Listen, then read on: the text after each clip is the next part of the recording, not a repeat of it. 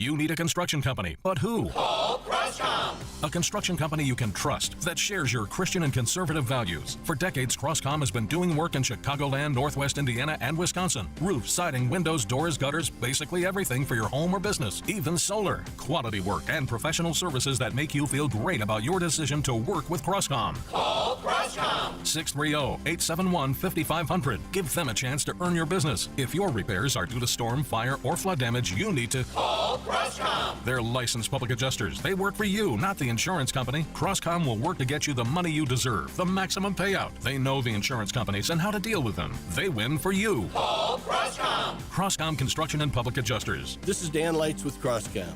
You can trust us with your home or business for high-quality work and fair prices. It's the only way we do business. 630-871-5500. CrosscomPublicAdjusters.com.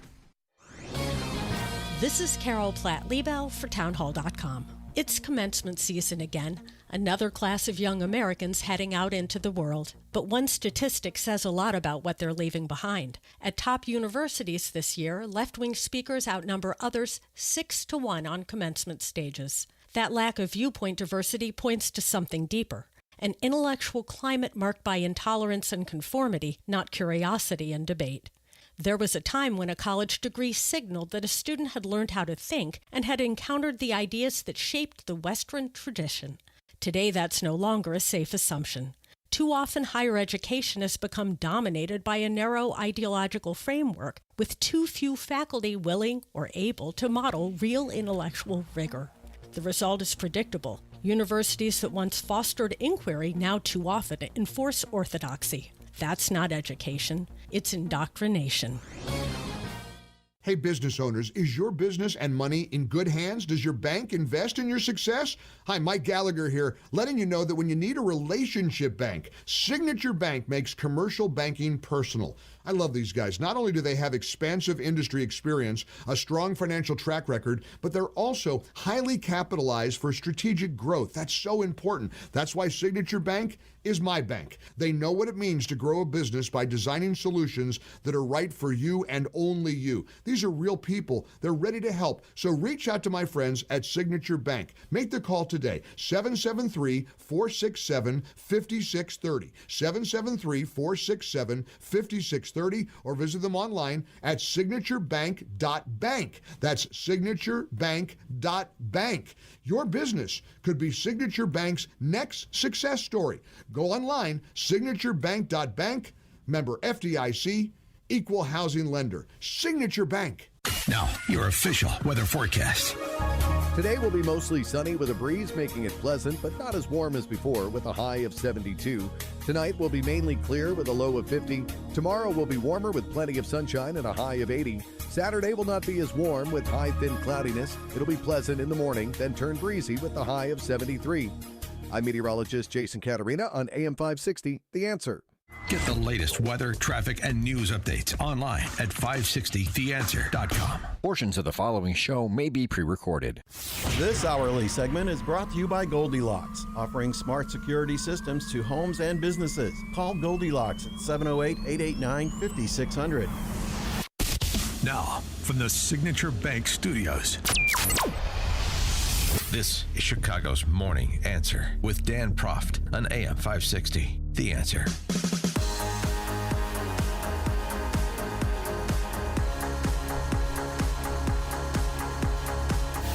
Top of the morning, Dan Proft here. This is the state of affairs at that Delaney Hall ICE detention facility in Newark, New Jersey that we talked about a bit yesterday. Every cop, every fed, shoot yourself in the head. Every cop, every fed, shoot yourself in the head.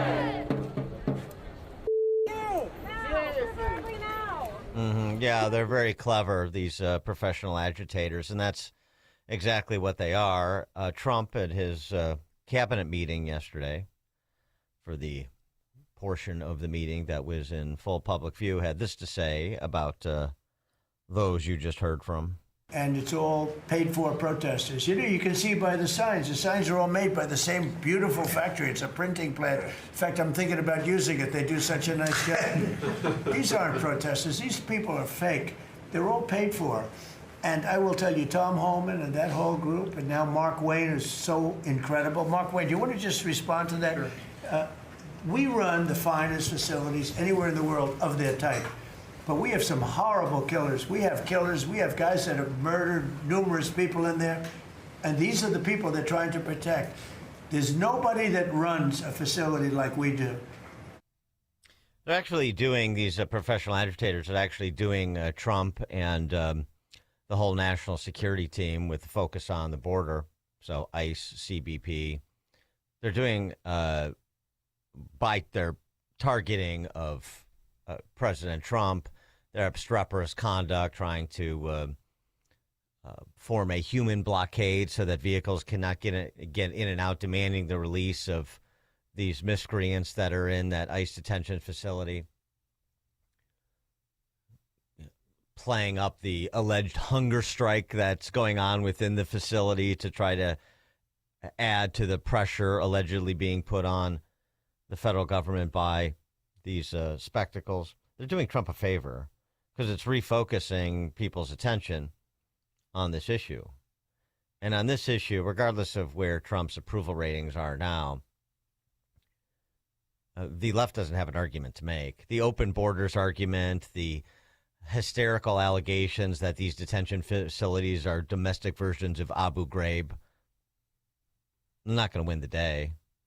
Because even as diligent as the D.C. press corps and its regional outposts are when it comes to minimizing, suppressing the stories about people in this country illegally committing horrific crimes, killing Americans, killing other people, killing other migrants,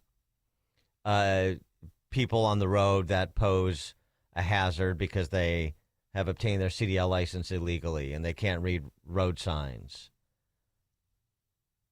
to the benefits fraud. And we've got another big expose on that, this not involving the Somalis this time, or Minnesota. We'll get to that a little bit later. But people who are even mildly engaged are at least generally aware.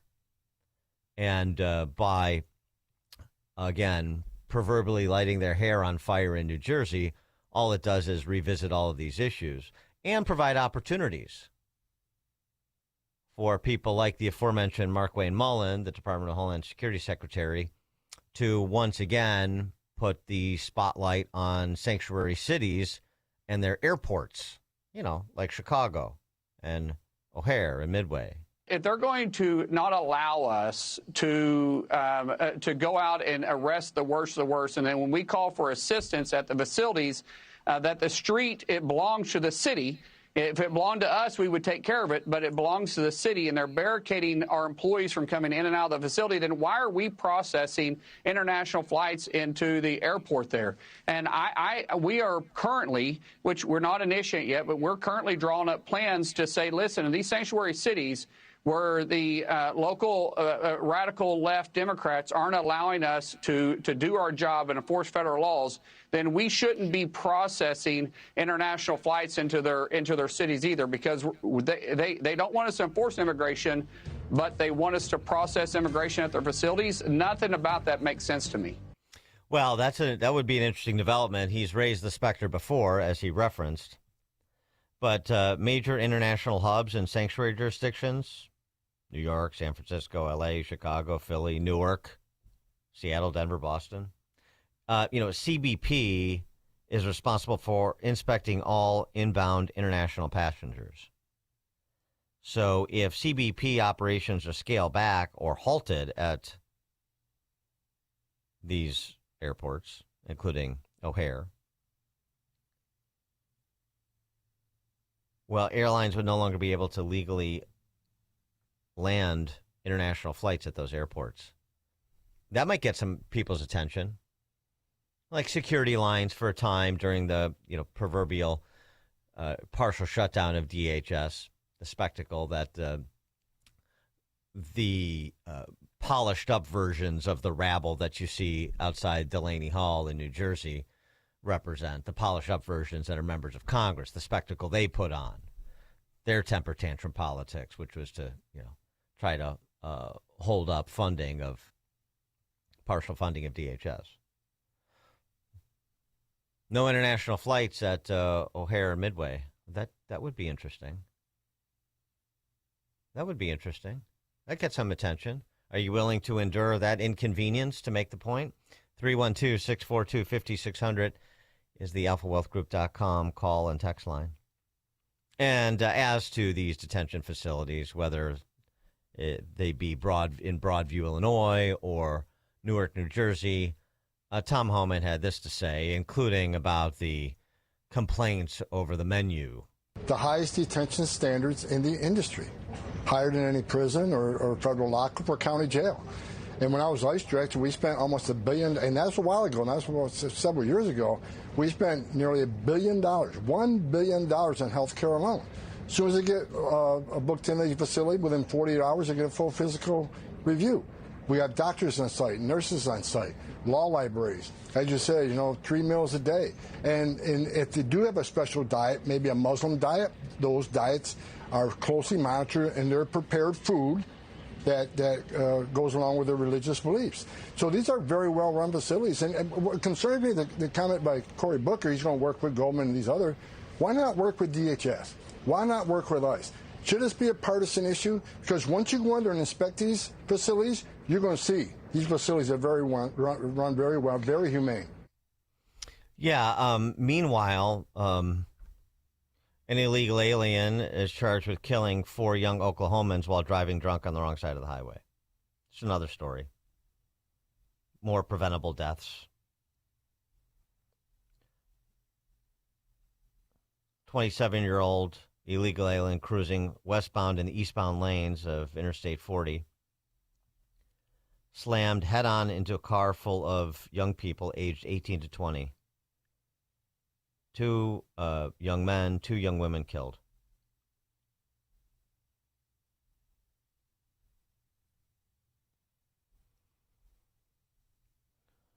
And this, a special interest aliens apprehended in Maverick County, Texas.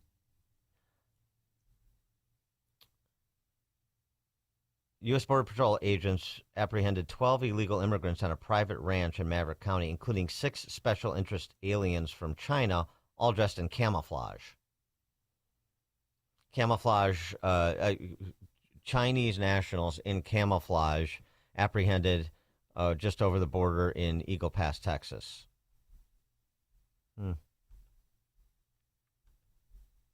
On the humanitarian side, reporting out this week, DHS has the footage, and they provided it to Fox News, one of the few outlets that will actually run it. Takedown of a tractor trailer near the southern border with 20 illegal migrants that were hidden in the cab. The driver's pulled over. He jumps out of the cab and runs. They move in, police. Migrants were concealed in a sleep area behind the driver's seat. They ultimately got caught up with the driver. He was arrested and charged with human smuggling. 4 minors from Mexico and Guatemala were among the group. Human traffickers. Bad guys.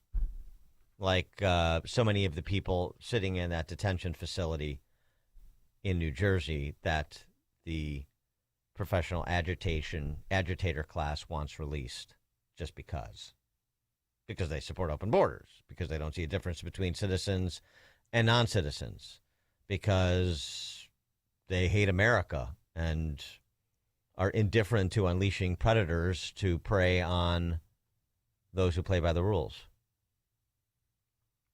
And because they're getting paid, some of them, as Trump mentioned. Craig in Mount Greenwood. Well, thank you much for taking my call, Dan. Yeah, I think we can't let something get by here, and that's recently talking about how some of these leftists want to shift the blame to parents regarding young people.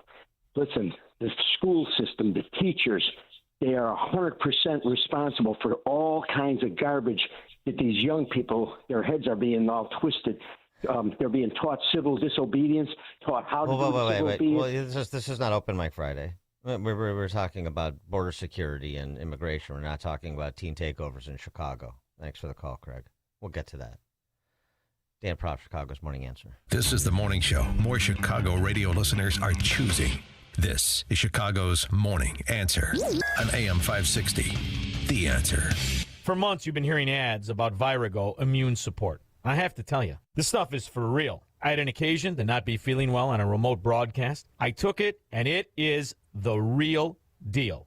And the stronger your immune system, the stronger your body defends against diseases, viruses, and everything else. That's why Dr. Huber created Virago, a liquid immune booster supplement. You take it daily. It's a blend of 23 nutraceuticals working in synergy to maximize effects and boost your immune system. It's the nutraceutical cocktail for an immune system, antiviral, anti-inflammatory, antioxidant. Virago even protects your heart, your kidneys, your liver, all in a unique liquid supplement for better absorption. Do yourself and your spouse a favor. Order a bottle of Virago today online at myvirago.com. That's myvirago.com. Use coupon code IMMUNE to save 30%. Maha and Virago, making America healthy again. AM 560. The Answer.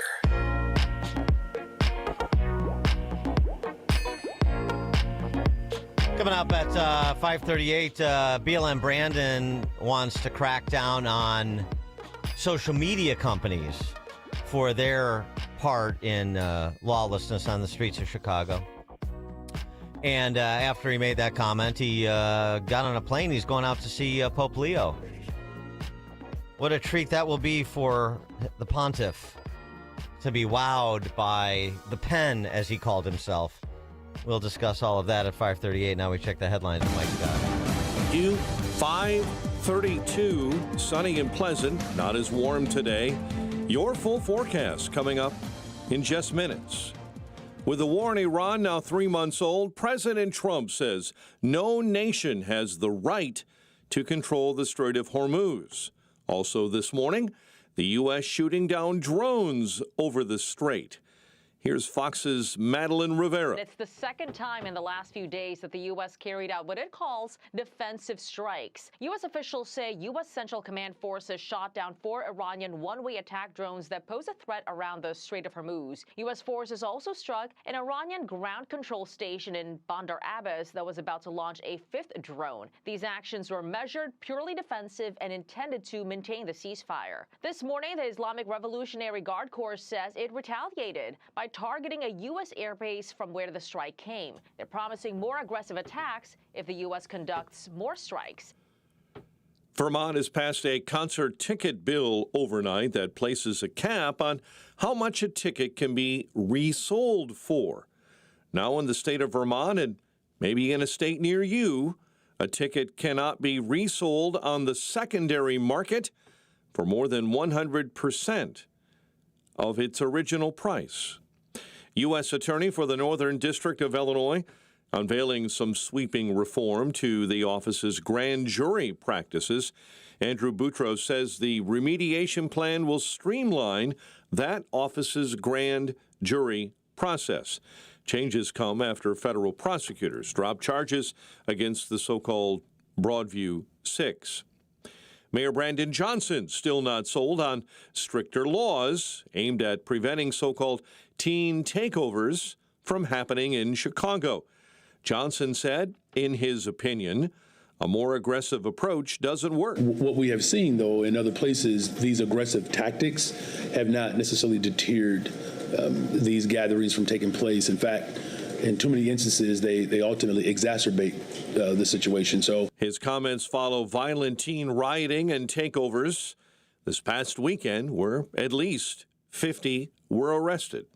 A Waukegan alderman is accused of casting a ballot on behalf of her dead mother. Sylvia Bolton is charged with mutilation of election material and disregarding election code.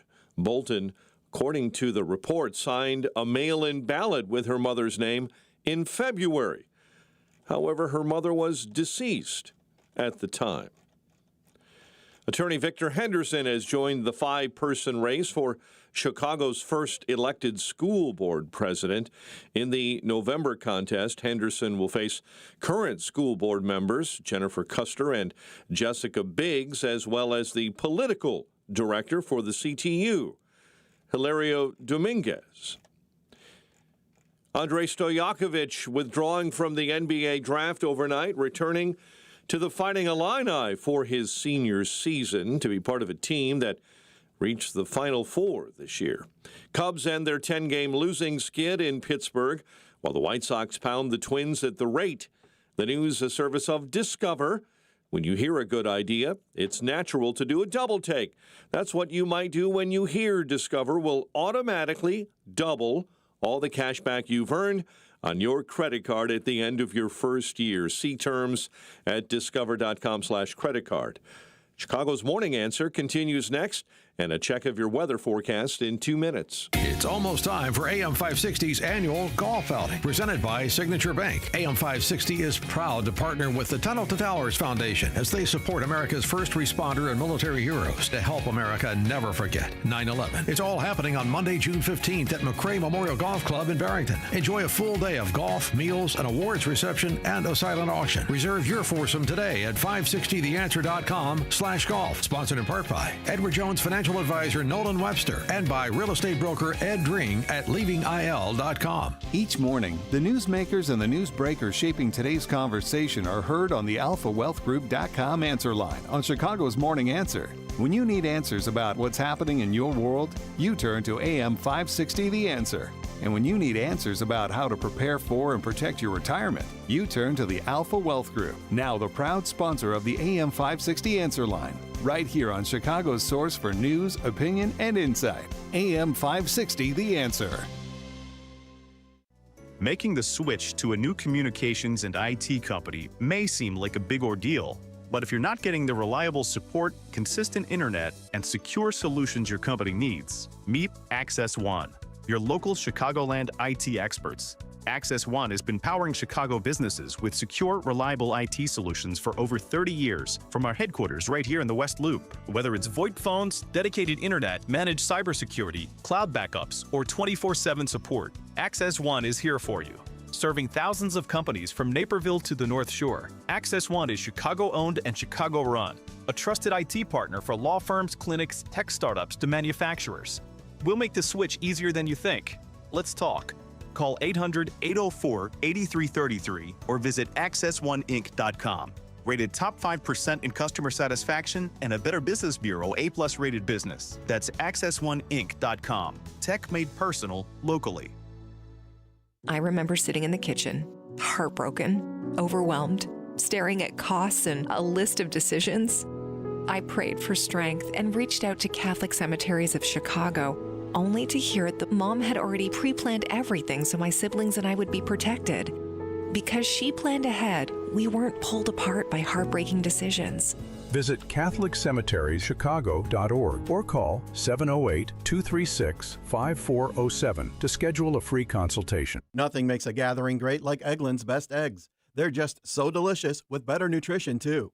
For us, it's eggs any style, as long as they're the best. Eggland's Best. Now, your official weather forecast.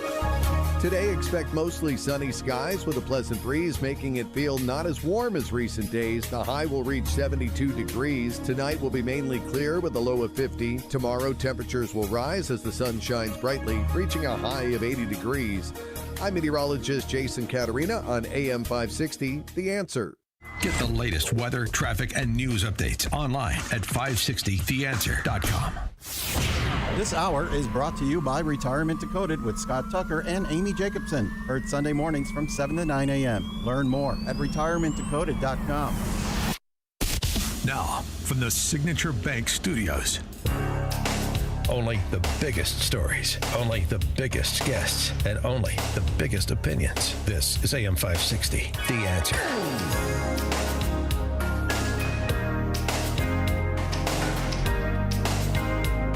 Top of the morning, Dan Proft here. Before we get to the customary silliness we have to discuss when talking about the city of Chicago generally and Brandon Johnson specifically, I do want to take note of this event that's happening a week from Friday. I saw this actually.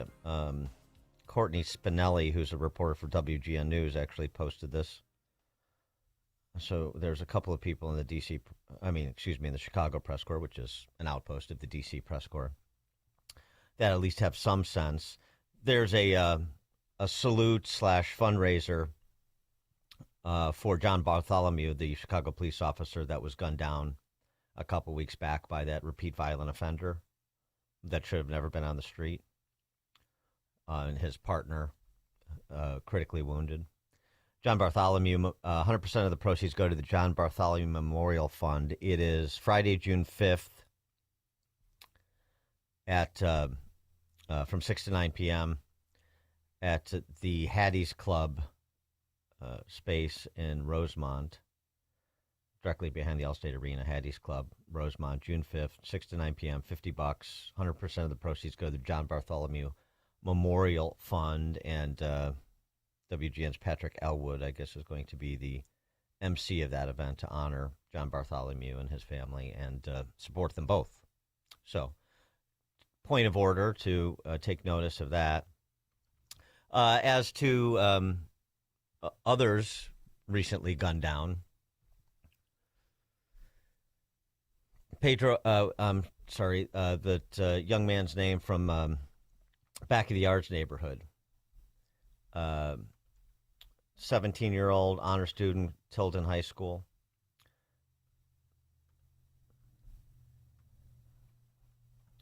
Make sure I get his name correct here.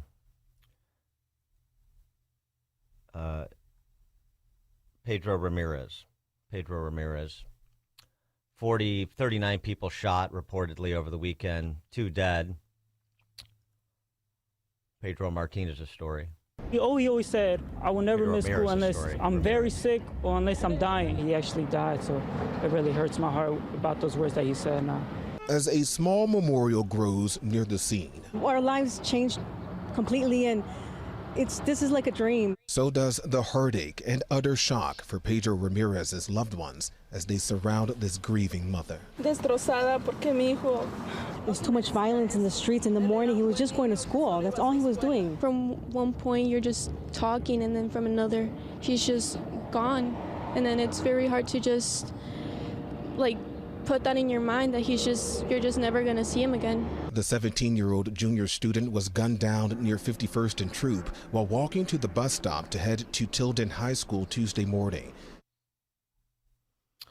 But, murders are down, historic lows, and so on and so forth. Why don't you tell that to the Ramirez family, the politicians that run around preening about slight declines in some violent crime that have nothing to do with the policy choices they make. Interesting. Hey Jackass, HeyJackass.com, posted a look at the last 3 mayors 3 years into their term, except for Tiny Dancer's 3 years into his second term. The number of shot and killed, shot and wounded, homicides, robberies, carjackings, cars stolen, burglaries, retail theft. And so what you basically see is, if you look at BLM Brandon, you look at Triple Threat, and you look at Tiny Dancer, some categories of violent crime are worse, some are better in the comparisons. Yeah, murders are fewer. Brandon Johnson has the fewest of the 3 on his watch. But, of course, cars stolen is twice as much as the previous 2 mayors. Retail theft is more. Burglaries more than Lori, less than Rahm. I mean, the point is, it's the same story. Nothing's changed in 15 years. And frankly, you can go back 40 years and you can basically tell the same story. The only thing that's changed is the amount of people who actually live in Chicago. That's declined significantly. The vibrancy of the city, that's declined significantly. Said yesterday, the problem with a third world mentality is that ultimately it comes for the first world amenities. Not overnight, after you build up a city into the juggernaut that Chicago was, but steadily, and then at an increased pace, where we are today. And in response to that, Brandon Johnson, in addition to saying, you can't. We know police and prison is a sickness, and you can't arrest your way out of these matters, and somehow law enforcement only exacerbates the problem of lawlessness. That's his philosophy. You just heard it on Mike Scott's newscast.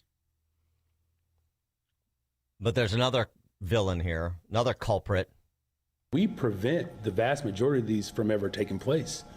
There's an effort in city council to hold these social media apparatuses accountable. I believe that we should continue to explore that, and I'm going to continue to work with Alderman Hall around that. It's why we're actually taxing these big tech companies for the role that they have played in harming the mental health and well-being of our young people. Yeah, social media companies are responsible because they have a platform that allows these silly kids, all of these honor students with a concentration in U.S. history, to communicate about, where they're going to meet up and inflict mayhem. Social media companies' fault. By the way, that statement, too, the damage they've done to our kids' mental health, that is a fact-free statement. There is no peer-reviewed evidentiary research, basically, to support that claim. It's just one of those claims that politicians get away with saying because they go unchallenged.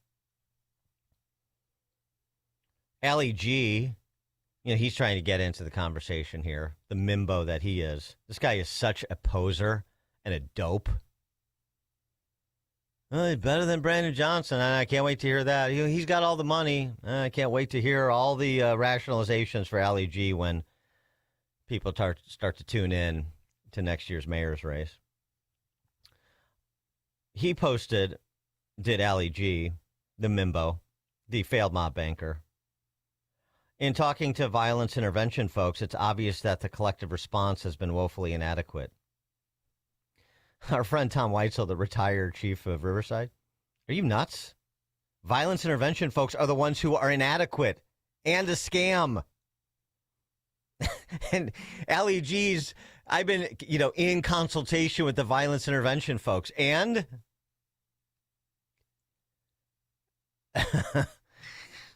maybe you should talk to the police. Roger, Southside, on Chicago's Morning Answer. Hi. Deviate from LEG. Yeah. Does he think that only the village of Lincolnwood and Palos Heights are going to be voting in this election? But right. Then the quick question is, on our demise of our crime numbers under the last three mayors, especially, how bad do you think it would be if the actual law-abiding people who are within the limits weren't void or concealed carry? How bad do you think it could be? So, we're a complete structural failure because I think the only thing keeping it together is, we don't have the police service. Local goes on in the daytime, in these districts where it's so understaffed, or we have 150 people, guarding one guy.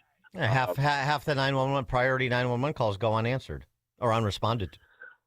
Right. So here, take out the law-abiding people who have decided, I need to be armed in my home or in my car or when I'm on the streets. No, we're in complete structural collapse here because I think, they pick their targets. So they might say, hey, this guy seems able-bodied and it's 90 degrees and he's wearing a jacket. And he's working on a house or a woman traveling in her car who, just looks capable. Without that, I think we're at the risk of running the active population down to nothing here of anybody who's a tax base. But just my thoughts. Thanks, Roger. Alderman Ray Lopez, to Ali G's collaboration with the violence interrupters. And who interrupts the violence interrupters? $140 million spent on CVI, Community Violence Intervention, and taxpayers don't have blank to show for it, is what Alderman Lopez wrote. Could it be because Chicago's mayor, Brandon Johnson, doesn't view episodes like this weekend as quote-unquote violent and therefore tells our quote-unquote partners to look the other way. Does he even need to tell them to look the other way? Related story, we got more color on the electronic monitoring program. You know, the braggart chief judge, Charles Beach, only 8% of those in the electronic monitoring program have gone missing. We're doing a great job. But, hey, we're not stopping there. We're going to try and keep track of all of the people on electronic monitoring. A noble goal. We got a little bit more of a breakdown from a report issued this week on those 244 missing defendants. About a quarter of them were on electronic monitoring for domestic-related charges.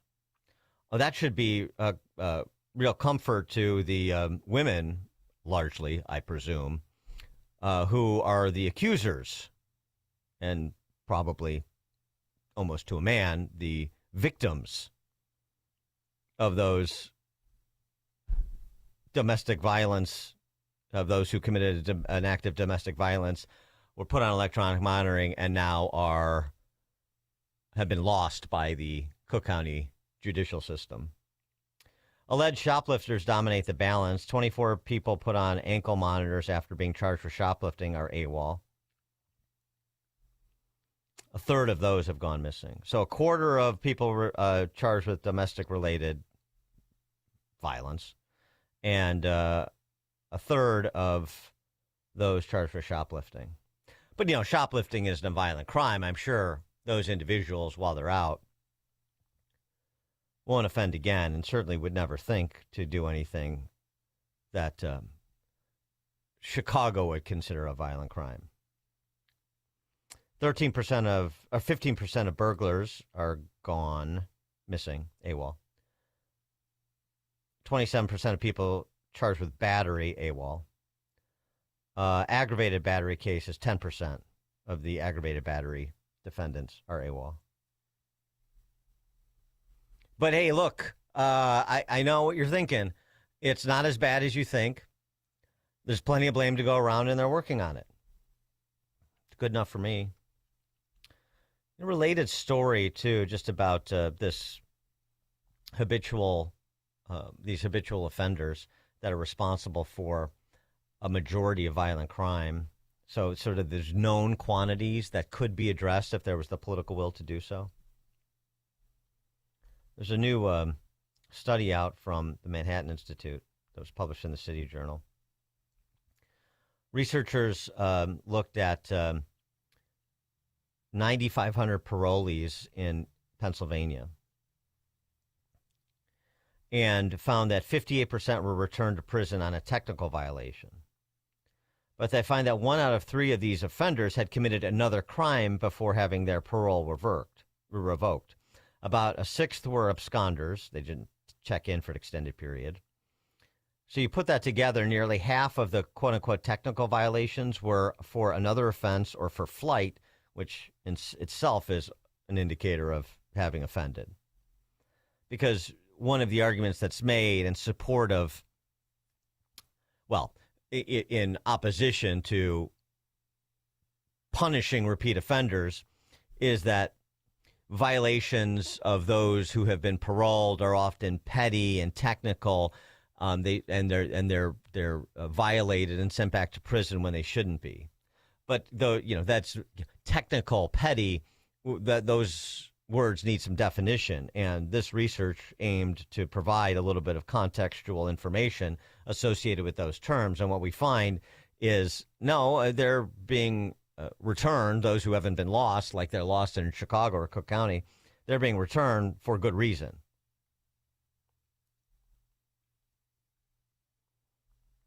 In short, the idea that parole keeps unfairly dumping people back in prison just isn't supported by the evidence, is not supported by the evidence. If anything, parole officers are too slow to return people to prison, as evidenced by the frequency with which parolees reoffend. You might say the same about those put on electronic monitoring in Cook County. But anyway, on to headier news. BLM Brandon is off to convene with the pontiff, and he had some thoughts to frame this discussion he intends to have with Pope Leo. Sure, Pope Leo will be wowed by his intellect. I'm going to talk about how the pulpit and the pen have to come together to deliver justice for our most vulnerable. As voting rights continue to be eroded by our government. Voting rights. And as we continue to see economic disparity between those who have and those who are without, we're going to need his pulpit, and I'm going to use my pen, and that combination, I believe, is the right, combination to bring justice for the most vulnerable. Yeah, that's the real priority, is the concern about voting rights in the city of Chicago. It's just a thing you say when you're an identitarian apparatchik like he is. That'll be a wonderful comfort to Pedro Ramirez's family. Don't worry, the mayor's off to Rome to sit down with the Pope to talk about how the Pope and the pen can come together to protect voting rights in Chicago that are not under threat. Dan Proft, Chicago's Morning Answer. This is Chicago's Morning Answer. Your show keeps me alive during the week. There's nobody I'd rather listen to between 5 and 9 in the morning than you guys. On AM 560, The Answer.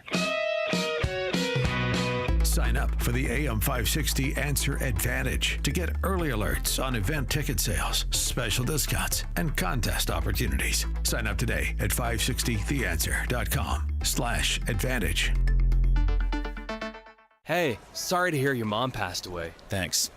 A lot of work to do settling her assets? Actually, she prepared a living trust. Makes this process simple. Yeah, I set up a will for my kids. Should make it easy. Well, unless your assets are small, your kids will have to go to court to settle your will. So, where do I get a living trust? Nauman and Associates. They prepare wills and trusts for a flat fee. No surprises. Nauman and Associates in Elk Grove Village? That's right. NALawGroup.com. Call 847-593-8777. Gain insight into building strong marriages and raising godly children with Focus on the Family with Jim Daly each weekday at 11:30 a.m. on our sister station, AM 1160. Hope for your life. You need a construction company, but who? Call Crosscom.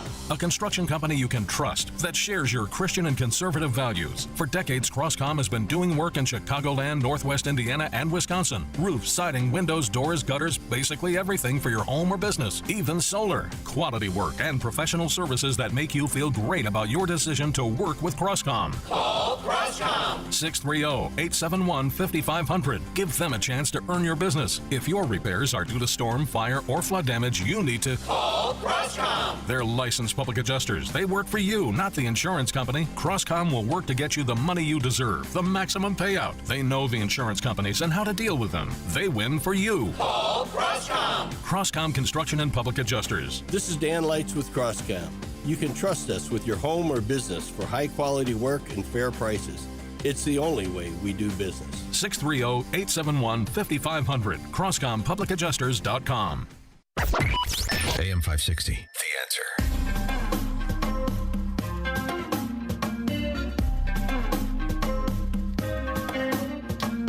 Coming up at 6:06, the topic of benefits fraud and the Vice President's Anti-Fraud Task Force came up in the cabinet meeting yesterday, of course. We'll have another episode of independent journalism providing an expose into fraud in the food stamps program, just how complicated and pervasive this is. A really good report from the muckrakers that we'll pour over at 6:06. It's now 6 o'clock on AM 560 WIND Chicago. The U.S. and Iran both go on the attack. I'm Dave Anthony, Fox News. Despite a ceasefire in place amid talks trying to end the conflict, Fox's Trey Yingst reports from Tel Aviv. Iran launched drones toward a commercial vessel attempting to pass through the Strait of Hormuz. A U.S. official tells Fox News that 4 one-way attack drones posed a threat and were shot down. Then a strike was also conducted against a control station near the city of Bandar Abbas that was about to launch a 5th drone. In response, the Iranians launched a drone and missile attack against Kuwait, targeting a U.S. base there, according to Iran's IRGC. Now, President Trump insists Iran is very much intent. They want very much to make a deal. So far, they haven't gotten there. We're not satisfied with it, but we will be. We will be either that or we'll have to just finish the job. The president also said at that cabinet meeting Iran can't be allowed to control the Strait of Hormuz, also warning another country. If Oman, a U.S. strategic partner, also tries to control shipping, the U.S. will blow them up.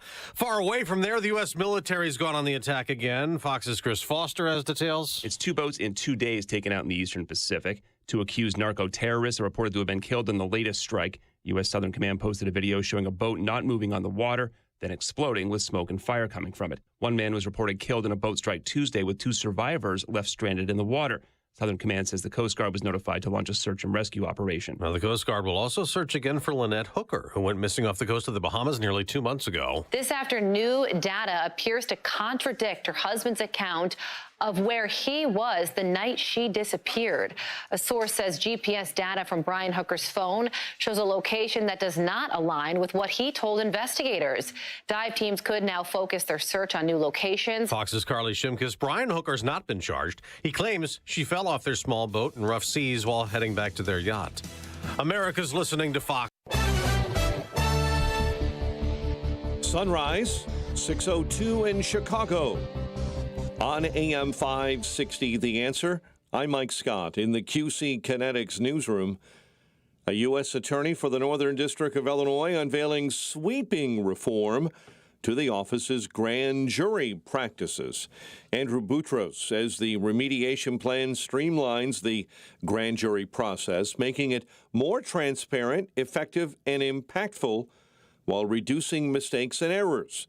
The change comes after federal prosecutors dropped charges against the so-called Broadview Six due to improper handling of grand jury proceedings. A push to regulate artificial intelligence products in Illinois has taken a step forward.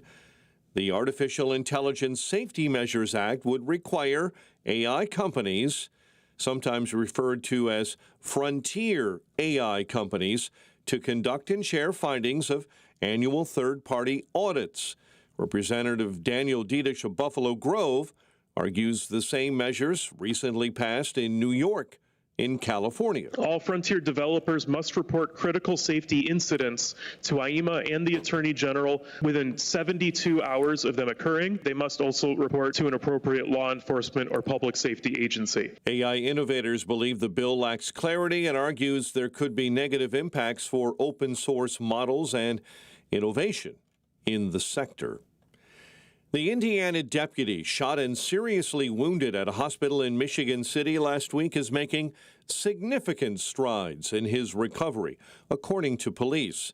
Deputy John Samuelson, a 12-year veteran of the LaPorte County Sheriff's Department, remains in critical but stable condition. 22-year-old Sherrod Grafton of Chicago was later charged with attempted murder and battery against a police officer connected with that shooting. White Sox rattle off 18 hits and a 15-2 win over the Twins. David Sandlin retired 18 straight batters in his debut in the Bigs. First White Sox pitcher to do that since 1920. Cubs finally put an end to their 10-game losing skid, beating the Pirates. The news service of Fox Valley Coins. No waiting, no problems, no charge for in-store verbal appraisals. Bring your gold and silver in today. FoxValleyCoins.com. A check of the roads in 2 minutes on AM 560. Mike Gallagher sees interesting behavior from the left. They're so furious that the High Court in Virginia ruled against their illegal redistricting scheme that they want to lower the mandatory retirement age to 54 or younger for members of the Virginia Supreme Court. They're nuts. The Mike Gallagher Show, weekdays at 9 on AM 560. The Answer. My dad passed away unexpectedly. Of course, it was awful in every way, but we are very grateful that he had life insurance. So even after he was gone, he was still able to provide for us. And that's why I have life insurance for my family. Ethos.com. They make it fast and easy to get covered. It's 100% online. You get a quote in seconds, and you can apply in minutes and get covered the same day. Get your free quote at ethos.com/save. That's ethos.com/save. Paid spokesperson. Time spent on application may vary. Online health questions required. Rates may vary. Wesley Financial Group is not a law firm, and Chuck McDowell definitely not an attorney. This is Chuck. If someone talked you into buying something really silly and you want to get out of that silly little thing, my advice, get the facts. Call me and I'll send you our timeshare exit kit absolutely free. Inside, you'll learn how timeshare works and all your options for cancellation. Call Wesley now for your free timeshare exit information kit. 800-809-7171. That's 800-809-7171. Hi, I'm Ken Mariotti, owner of Woodland Windows and Doors, a third-generation family-owned business since 1969. We know you're bombarded by choices when shopping for new windows or doors, so we're inviting you to experience the Woodland difference. For decades, we have been transforming living spaces with Marvin Windows, a fifth-generation family business. Marvin replacement windows have been known to increase the warmth of your cold rooms by 10 degrees. Think about that, 10 degrees warmer. When you welcome Woodland into your home, you will get a product expert to transform your living spaces, full-time, dedicated professional installers that you can trust in your home, along with the best products like Marvin.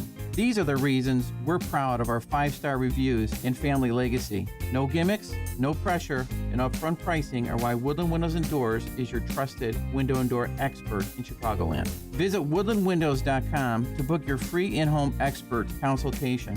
That's woodlandwindows.com, or stop by our showroom at the corner of Lake and Geary in Roselle. 6:07 Team Hochberg Traffic Center time, a service of the AM 560 mobile app. You can download that app at 560theanswer.com/mobile. Reagan Memorial I-80A jammed up eastbound right at Route 83. Delays on the Stevenson coming inbound, Harlem into Pulaski, and problems and delays as you begin your roll on the Ike. Slow traffic inbound between Wolf and First Avenue. Chicago's Morning Answer continues next, but first, a check of your weather forecast in the Air Right Heating and Cooling Weather Center. Today, expect mostly sunny skies with a pleasant breeze, making it feel not as warm as recent days. The high will reach 72 degrees. Tonight will be mainly clear with a low of 50. Tomorrow, temperatures will rise as the sun shines brightly, reaching a high of 80 degrees. I'm meteorologist Jason Caterina on AM 560, The Answer. Get the latest weather, traffic, and news updates online at 560theanswer.com. This hourly segment is brought to you by Goldilocks, offering 24/7 security solutions for homes and businesses. Call them today at 708-889-5600. Now, from the Signature Bank Studios, this is Chicago's Morning Answer with Dan Proft on AM 560. The Answer.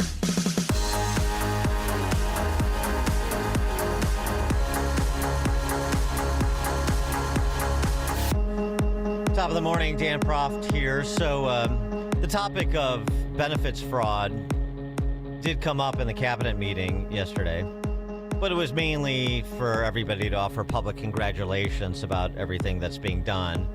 And that's fine. It's great that there's focus and there's been substantive action taken and there's a spotlight being put on this. And thanks in large measure to independent journalists, more and more schemes in more and more places are being unearthed. You know, please forward to the vice president's office or the Department of Justice, both. The thing that's, well, it's concerning because it's so asinine. It's very much like talking about border security and immigration policy.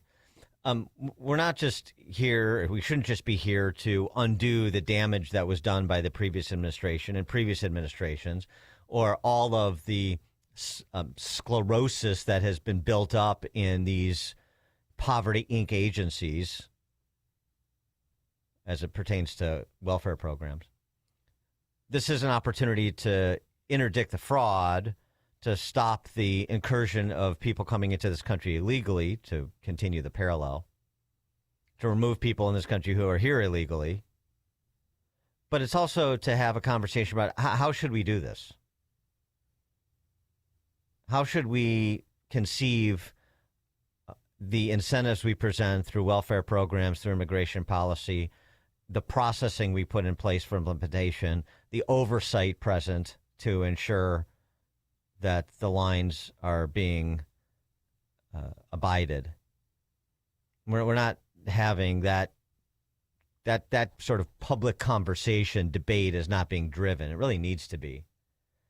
Otherwise, it's just going to be, it's like talking about violent crime in Chicago. You're just telling one tragic, terrible, preventable atrocity after another to no particular end. So hopefully that will come. But in the meanwhile, we're going to continue to tell the stories and try to amplify the stories that are being told to underscore the larger point, to hopefully drive people to think and put pressure on their electeds to think about structural reform, system change. The latest expose comes to us from independent journalists. They go by the handle Muckrakers, two brothers. Anthony Rubin is the one who writes point on this. He's front of the camera. And it's a story about food stamp fraud in Lawrence, Massachusetts. Well, it's a story about food stamp fraud in Lawrence, Massachusetts that includes shipping companies in New York City that leads to bodegas in Santo Domingo in the Dominican Republic. We have Dominicans that are concentrated in Lawrence, Massachusetts. There's a concentration in New York City, and they're working together to scam the system here to benefit themselves and their families back in the DR.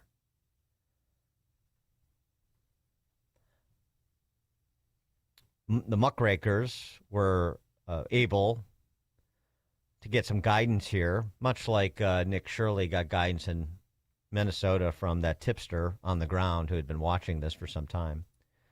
The Muckrakers got guidance from from a whistleblower, tipster, who's a driver there in Lawrence, Massachusetts, who goes by the name John, and then his wife Abigail. Now their names or their faces and their voices were scrambled for the purposes of preserving some level of anonymity. But anyway, here's John describing the situation. Food bought with your tax dollars at local markets that accept EBT, along with groceries picked up for free from food bank lines, gets loaded into barrels, driven to shipping companies, and sent overseas to the Dominican Republic, where it gets sold for profit in local markets. SNAP rules require that food stay in the household that bought it, but this fraud has been going on for years, and nobody seems to be talking about it. We spent weeks tracing the pipeline, from corner stores swiping EBT cards to vendors in Santo Domingo, who told us exactly where their inventory comes from. We talked to a delivery driver in Lawrence, Massachusetts, who's been dropping off packages on these streets for over a decade and has been witnessing this fraud the entire time. So I'm John, and I've been working in this town of Lawrence, Massachusetts for a little over 11 years. I deliver products all day long, 6 days a week. I have about 35 stops a day where I interact with these people. Okay. Every day. And when you say these people, we're talking Dominicans specifically. Oh, yeah, absolutely, yeah. Dominican people, yeah. I've been witnessing the Dominican residents going to food bank lines and collecting non-perishable goods and then packing it in barrels and in boxes, and then they ship it back to the Dominican Republic. So how do you know for sure that the people are buying this food that they're shipping back with the food stamps or, whatever other government assistance? Some of them have openly told me and my wife that that's what they're doing. And then the other way is the math. The bag of rice that they buy here costs $30 for the 50-pound bag of rice, okay? That same bag of rice in the Dominican Republic costs $35. The only way you could justify that is if you got the rice for free. Right, because it wouldn't make sense to pay the shipping costs. You'd be losing money. So that's John. Now Abigail, who was some sort of home health care worker, so she had a lot of clients that she called upon that are of Dominican extraction, and here's what she offered. We're here with Abigail, the wife of John. So could you sort of just explain very high level sort of like why you're able to see this fraud that's going on? So I have to go into certain people's homes in order to assess them, take care of them. Many of them will have large boxes, large bins in their apartments full of the food that they give out at the pantries here. And when I ask them what it's for, they say they mail it back, so it can either be given to their families there or be sold in the bodegas there. And they've told you this? Yeah. Yeah, straight, yes. A lot of them will go to the doctor, claim an ailment, so that they get a medication, and then they'll mail that medication as well back. Those meds are sold in the bodegas in Santo Domingo. When you go to Santo Domingo, supposedly the two places they say if you're gonna come to the United States are Lawrence and New York City. They go to each food pantry line on a different day, and they get all the non-perishables that they can, and they ship them all back. One patient I went to in particular, I had asked her daughter, I said, why are you sending so much food back to Santo Domingo? And she goes, oh, my husband sells it in the bodega. Bodegas in Lawrence, Kansas, to shipping centers in New York, to bodegas in Santo Domingo, and we're financing it all. 312-642-5600, alphawealthgroup.com, call and text line. And if you watch the report, which is only about 15 minutes long, he shoots, you see all the bodegas. I mean, Lawrence, Massachusetts is like a town of 90,000 people. And you see all these bodegas with the same setup in that relatively small town in Massachusetts. We accept EBT, the signage in these bodegas. And then they have these big blue barrels out front. And the big blue barrels, they're not garbage cans. They're shipping containers. So you buy these, as you heard from John, you buy 50, you don't buy, you use your government EBT card.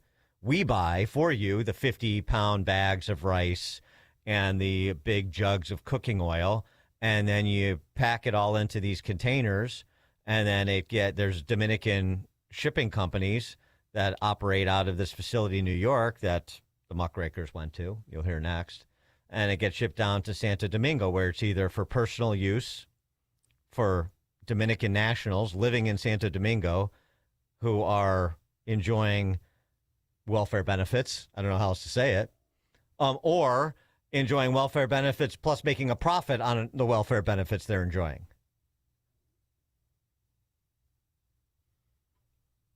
So they follow the trail undercover at this facility in the Bronx. So we arrived in New York and we started looking for Dominican shipping companies. And it took us to this storage unit facility. It's called Storage Post. It's here in the Bronx. And what we noticed when we got here is that it appears that this place is being used by many Dominican shipping companies as a sort of storage hub.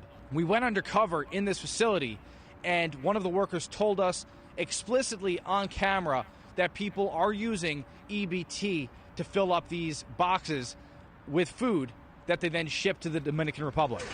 And that he does corroborate that with a clip that he just described, but it's in Spanish, so I'm not including it. But yes, that's exactly what the gentleman he talked to said, precisely. So then they follow from that facility in the Bronx down to the final destination, bodegas in the Dominican Republic. To see where all this food ends up, we followed the trail to the Dominican Republic, where shop owners told us exactly where their inventory comes from. So now we're going inside of a store that's stocked with food that's paid for with your tax dollars. Many stores in the Dominican Republic that are stocked with food paid for in the United States with food stamps and sent here on a boat in a blue barrel offloaded and then put in these little bodega stores and sold here. And you can see all this food behind me. You can see, for example, this comes from Tops. This comes from Tops here, traditional pasta sauce. It's sold for 350 Dominican pesos. We got ground pork, and this goes for 225 pesos. So this is what's going on. People who have family in the United States load up these blue barrels with food that they pay for with food stamps. They ship it here to their family members in the Dominican Republic, and the family members here sell it at a profit or use it themselves. And it's all being paid for by you, the American taxpayer. And he talks to a bodega owner in the Dominican, in Santo Domingo. Again, it's in Spanish, who corroborates the statement he just made. And the thing that's so jarring about watching this, in addition to just putting these pieces together, which are not that complicated. If a 20-something independent journalist can figure this out, you would think an entire government agency would be able to. But the other remarkable thing is that no one at any stage of this is ashamed or hesitates at all to explain what they're doing. They don't think they're doing anything wrong, or they're completely indifferent to the fact that they're doing anything wrong. I don't know which it is, but whatever it is, there's just this is what we do. There's certainly not any fear of consequence, whether they know or they don't know, and of course, ignorance is no defense of the law. But it's something that Stephen Miller said too. This is why I say we have to be talking about system change, because there was how benefits were conferred when they were initiated to a much smaller percentage of the population in a much higher trust society 60 years ago than we have today. And that was the point that Stephen Miller made at that press conference the other day with Vance. All of the systems in our country, whether you're talking about voting, whether you're talking about entitlements, whether you're talking about welfare benefits, were set up based on the honor system. They're set up based on the idea that you could trust the average person through their own morality to abide by the rules and comply with the law. And so the way most welfare works in most states and most places is we take your word for it. If you fill out a piece of paper and you say your kids are hungry, you are going to get food stamps. We don't check as a country if you even have kids. In fact, as basic as that. We don't even check if you even have children. You will just start getting the checks. And so what's happened to our country is we became a society, as we've seen with the Somali refugee problem in Minnesota, where you have a large number of people that are not following the honor system. They're not playing by the rules. They're not abiding by our laws. And the amount that has been fleeced from us is in the hundreds of billions of dollars. I believe, based on what I've seen and what I've heard, is that we could balance the federal budget if the only dollars that went out of the Treasury went to individuals who are properly, lawfully, correctly eligible to receive them. And that ultimately is going to be what we have to do as a country. In the meantime, because of the vice president's leadership, you are seeing the most muscular, robust, aggressive, dedicated, determined, and speedy effort to shut down criminal fraud that has not only ever occurred in the history of this country, but in any developed nation. Well, I mean, the high trust society piece of it, the honor system, in point of fact, even though we were a more high trust society when these programs were first initiated, there were more checks. There was more vetting. There was more information required. The threshold to be eligible for benefits continued to be watered down as we became a less trustful society in terms of people playing by the rules, people having a sense of honor. You know, the scene from Cinderella Man where he returns the welfare money because he considered it, I mean, which is based on a true story. You know, when he needed the hand up, if you will, it was just he took it as a loan. I'm going to pay this back when I can, and so that iconic scene in Cinderella Man. Well, that's not today, where there is no shame in gaming the system to your benefit, and thus you have all of these Rube Goldberg schemes that, even if they're small, relatively small in scope, you're still talking about like this, what we're talking about right here, this story with a relatively small population of Dominicans in Lawrence, Massachusetts. But you're still talking about over time, millions and millions and millions of dollars in illegal activity, in stolen benefits, stolen taxpayer dollars. That's real. Tom in Oswego. Good morning, Dan. Boy, I think it's tough to get out of bed this morning and listen to this. I love listening to you, though. A question, I think that the biggest problem is our politicians have no shame. It's not just the people, their general population.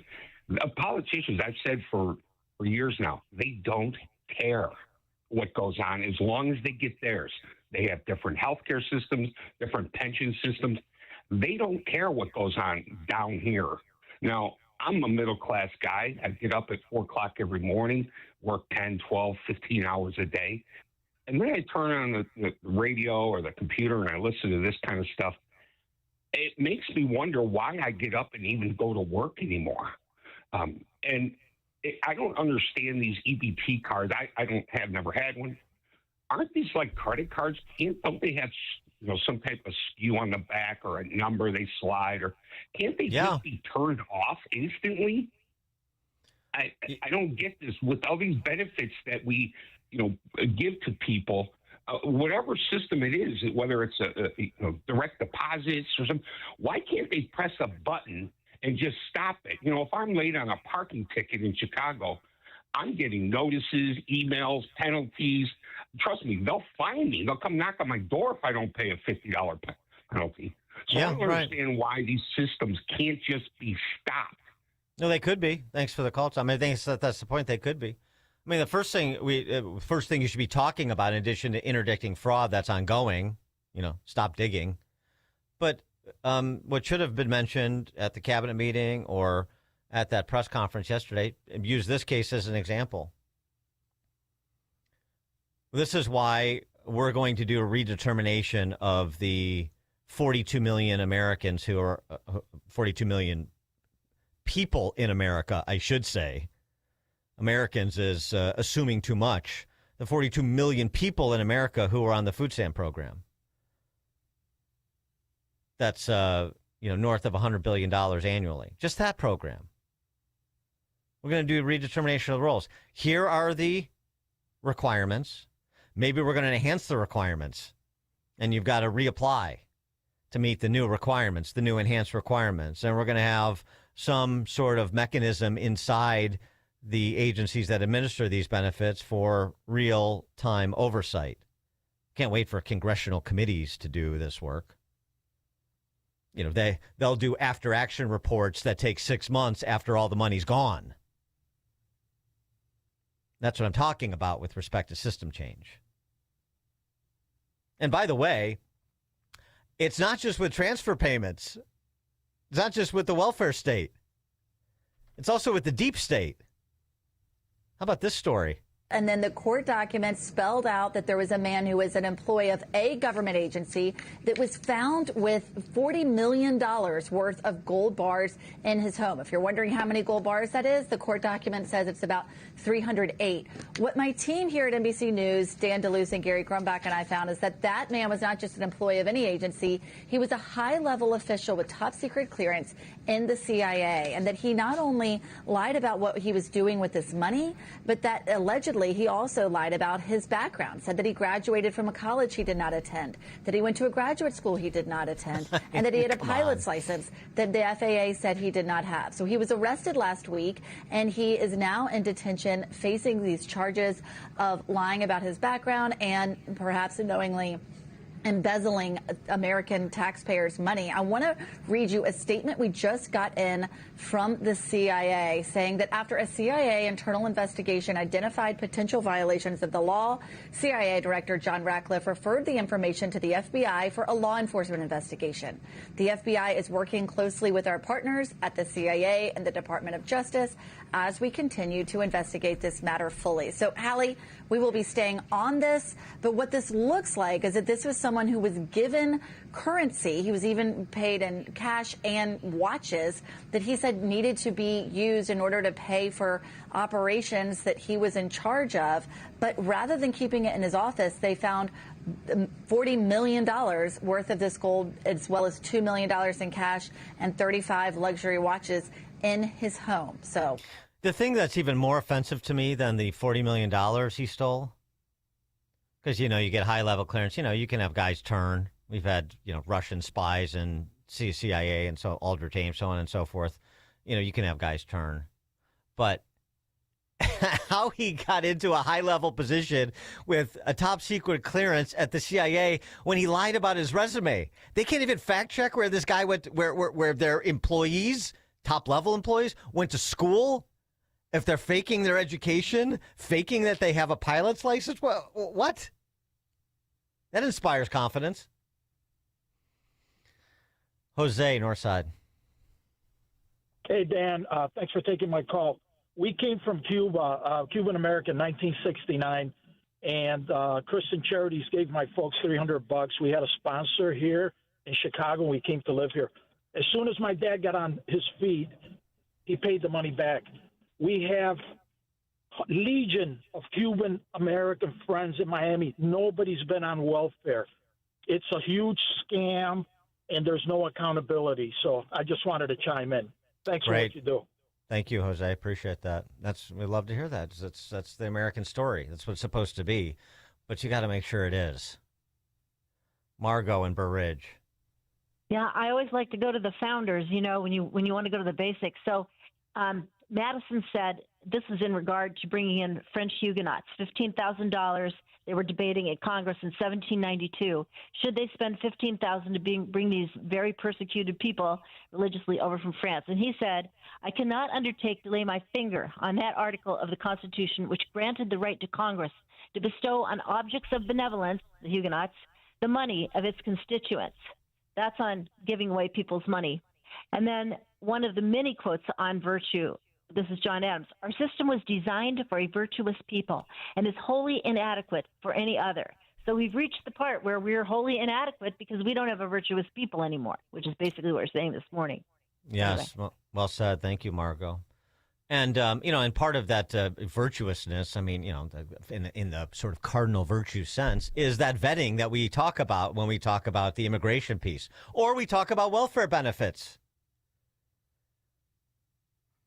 Or we talk about CIA agents, apparently. All right, let's check the headlines with Mike Scott. In Chicago, we have sunshine this morning, 57 degrees, and a sunny, pleasant day ahead.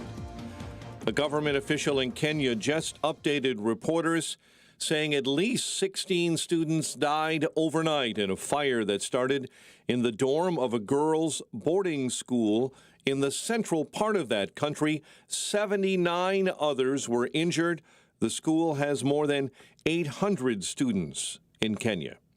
No survivors expected to be found after a chemical tank imploded at a paper mill in Longview, Washington. 2 are confirmed dead, 9 missing, presumed dead. Mayor Brandon Johnson says he is still not sold on stricter laws aimed at preventing so-called teen takeovers from happening in Chicago. Johnson giving his opinion yesterday. What we have seen, though, in other places, these aggressive tactics have not necessarily deterred these gatherings from taking place. In fact, in too many instances, they ultimately exacerbate the situation. So his comments follow violent teen rioting and takeovers this past weekend where there were more than 50 arrests. A Waukegan alderman is accused of casting a ballot on behalf of her dead mother, Sylvia Bolton, is charged with mutilation of election material and disregarding the election code. And an investigation is underway after a body was found in a pond in suburban Schaumburg. The discovery made yesterday morning in the 1800 block of Walden. Police, fire crews, and others recovered a man's body from the water. The body transported to the Cook County Medical Examiner's office for investigation. White Sox rattle off 18 hits and a 15-2 rout of the Twins, while the Cubs finally put an end to their 10-game losing skid, beating the Pirates 10-4. The news, a service of the AM 560 store. T-shirts, hoodies, and more from your favorite AM 560 brands, including Proft University. Why don't you go to 560theanswer.com/store and a check of the roads in 2 minutes on AM 560. It's almost time for AM 560's annual golf outing, presented by Signature Bank. AM 560 is proud to partner with the Tunnel to Towers Foundation as they support America's first responder and military heroes to help America never forget 9/11. It's all happening on Monday, June 15th at McRae Memorial Golf Club in Barrington. Enjoy a full day of golf, meals, an awards reception, and a silent auction. Reserve your foursome today at 560theanswer.com/golf. Sponsored in part by Edward Jones Financial Advisor Nolan Webster and by real estate broker Ed Dring at leavingil.com. Hey, business owners, is your business and money in good hands? Does your bank invest in your success? Hi, Mike Gallagher here, letting you know that when you need a relationship bank, Signature Bank makes commercial banking personal. I love these guys. Not only do they have expansive industry experience, a strong financial track record, but they're also highly capitalized for strategic growth. That's so important. That's why Signature Bank is my bank. They know what it means to grow a business by designing solutions that are right for you and only you. These are real people. They're ready to help. So reach out to my friends at Signature Bank. Make the call today, 773-467-5630, 773-467-5630, or visit them online at signaturebank.bank. That's signaturebank.bank. Your business could be Signature Bank's next success story. Go online, signaturebank.bank, member FDIC, equal housing lender. Signature Bank. This is Carol Platt-Liebel for townhall.com. It's commencement season again, another class of young Americans heading out into the world. But one statistic says a lot about what they're leaving behind. At top universities this year, left-wing speakers outnumber others 6-1 on commencement stages. That lack of viewpoint diversity points to something deeper. An intellectual climate marked by intolerance and conformity, not curiosity and debate. There was a time when a college degree signaled that a student had learned how to think and had encountered the ideas that shaped the Western tradition. Today, that's no longer a safe assumption. Too often, higher education has become dominated by a narrow ideological framework, with too few faculty willing or able to model real intellectual rigor. The result is predictable. Universities that once fostered inquiry now too often enforce orthodoxy. That's not education, it's indoctrination. Your dog and a stranger are drowning. You can only save one. Who do you choose? Dennis Prager says your answer reveals everything about how you define right and wrong. In his new book, If There Is No God, Prager exposes the danger of emotion-based morality and why, without objective truth, society descends into chaos. This isn't a religious book. It's a rational case for moral clarity in a confused age. If There Is No God, from Dennis Prager. Order now at pragerstore.com. Your kitchen's outdated. Your bathroom feels cramped. Every day you wait, prices go up. And you keep living in a space that doesn't work. At Forever Remodeling, one team handles everything. Design, planning, and installation, start to finish. We show you your new space in 3D before we ever break ground. No surprises. With flexible financing options, the home you want is closer than you think. Visit foreverremodeling.com. That's the number 4, everremodeling.com to schedule your personalized in-home design consultation. Eggland's Best, the only eggs with more fresh and delicious taste, plus superior nutrition. Eggland's Best. Better taste, better nutrition, better eggs. 6:38. Team Hochberg Traffic Center time, a service of ExpressPros.com. Facing production swings or a tough skills gap? Workforce Solutions from Express Employment Professionals makes hiring easier. Find your local office. See how Express can help you hire smarter and faster. ExpressPros.com. There is an accident on the inbound Stevenson right near Cicero, slowing things up this morning, and delays clocking in on the Adams. I-90 eastbound between the Tri-State and the River Road toll. Chicago's Morning Answer continues next. But first, a check of your weather forecast in the Air Right Heating and Cooling Weather Center. A mostly sunny, breezy, pleasant day ahead, not as warm, with a high of 72.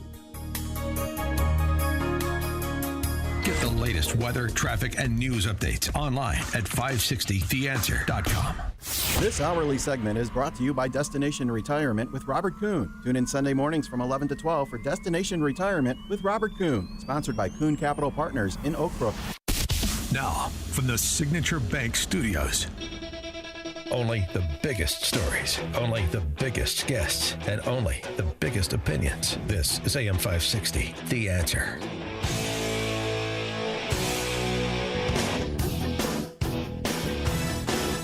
Top of the morning, Dan Proft here. I want to go back to something we discussed a couple of days ago after the release of Pope Leo's encyclical on AI, Magnificent Humanity. Chris Olah, who was asked to address the pontiff and those in attendance upon the release. And he offered these 3 questions that he believes the church should weigh in on, and to some extent the encyclical does. And it's really, these are questions that are not for AI designers. These are questions for all of humanity, for everybody to think about. I wish to name 3 questions where I think the church's voice is especially needed. The first is our duty to the global poor. There is a real possibility that AI will displace human labor at a very large scale. If that happens, supporting those displaced will be a moral imperative of historic proportions.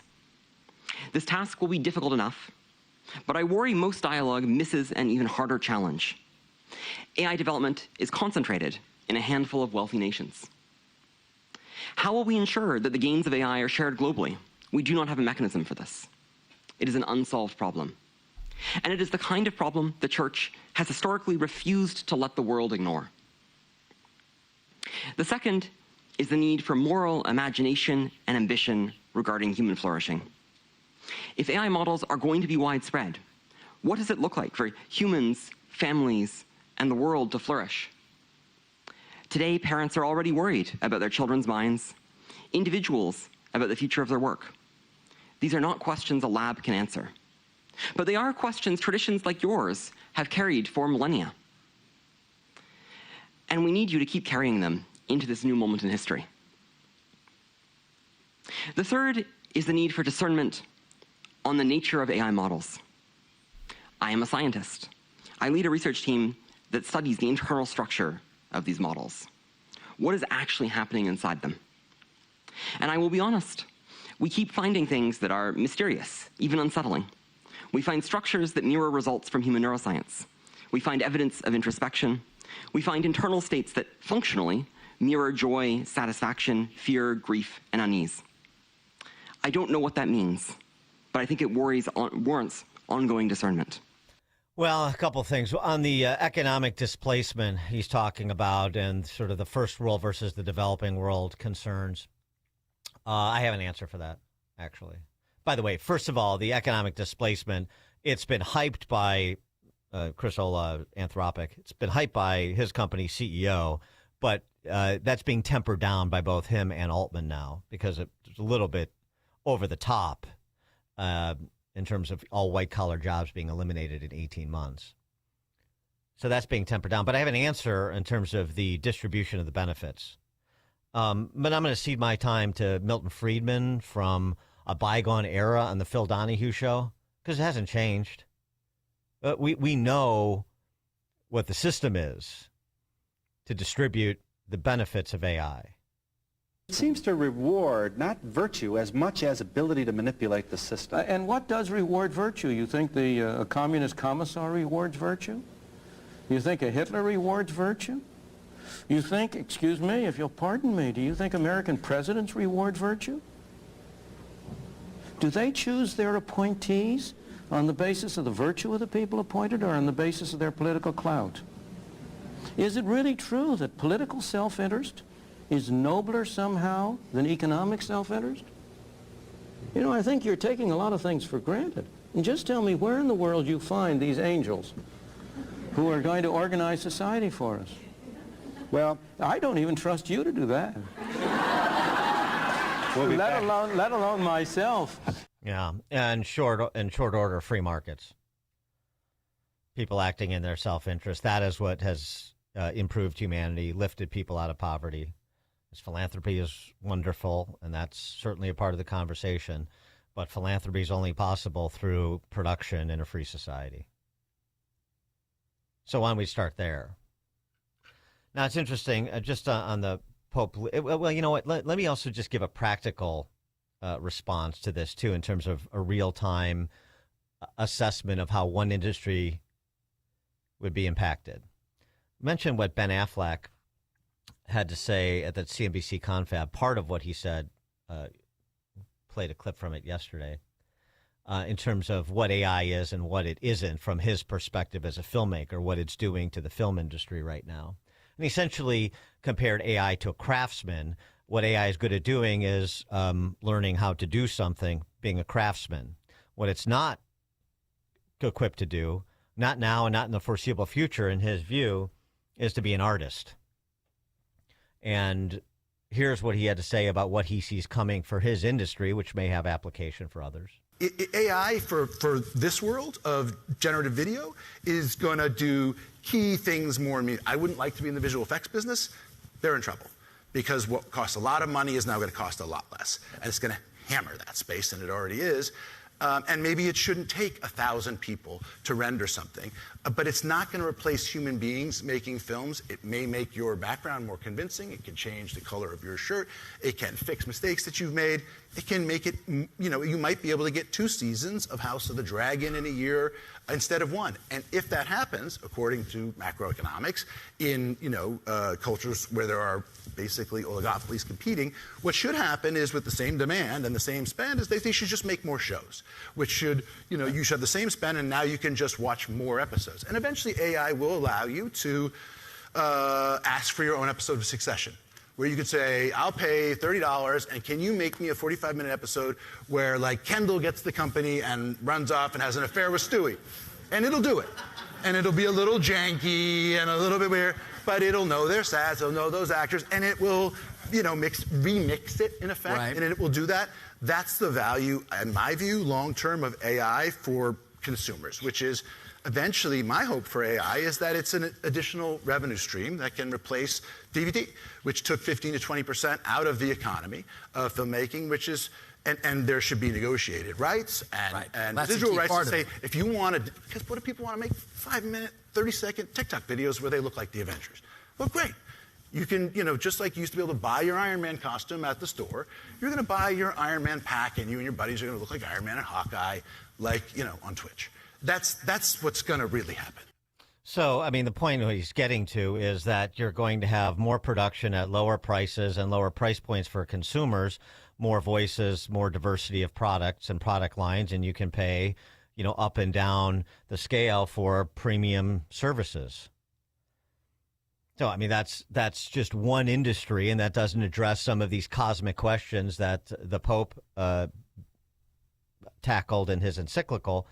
But that's, you have to look at the pragmatic aspects of it, too. We're all, there's so much concern and doomsaying about rise of the machines and so forth. But there are, perhaps those are a bit overstated, and perhaps we're also not contemplating the benefits of technological innovation, as we often don't on the cusp of a technological revolution.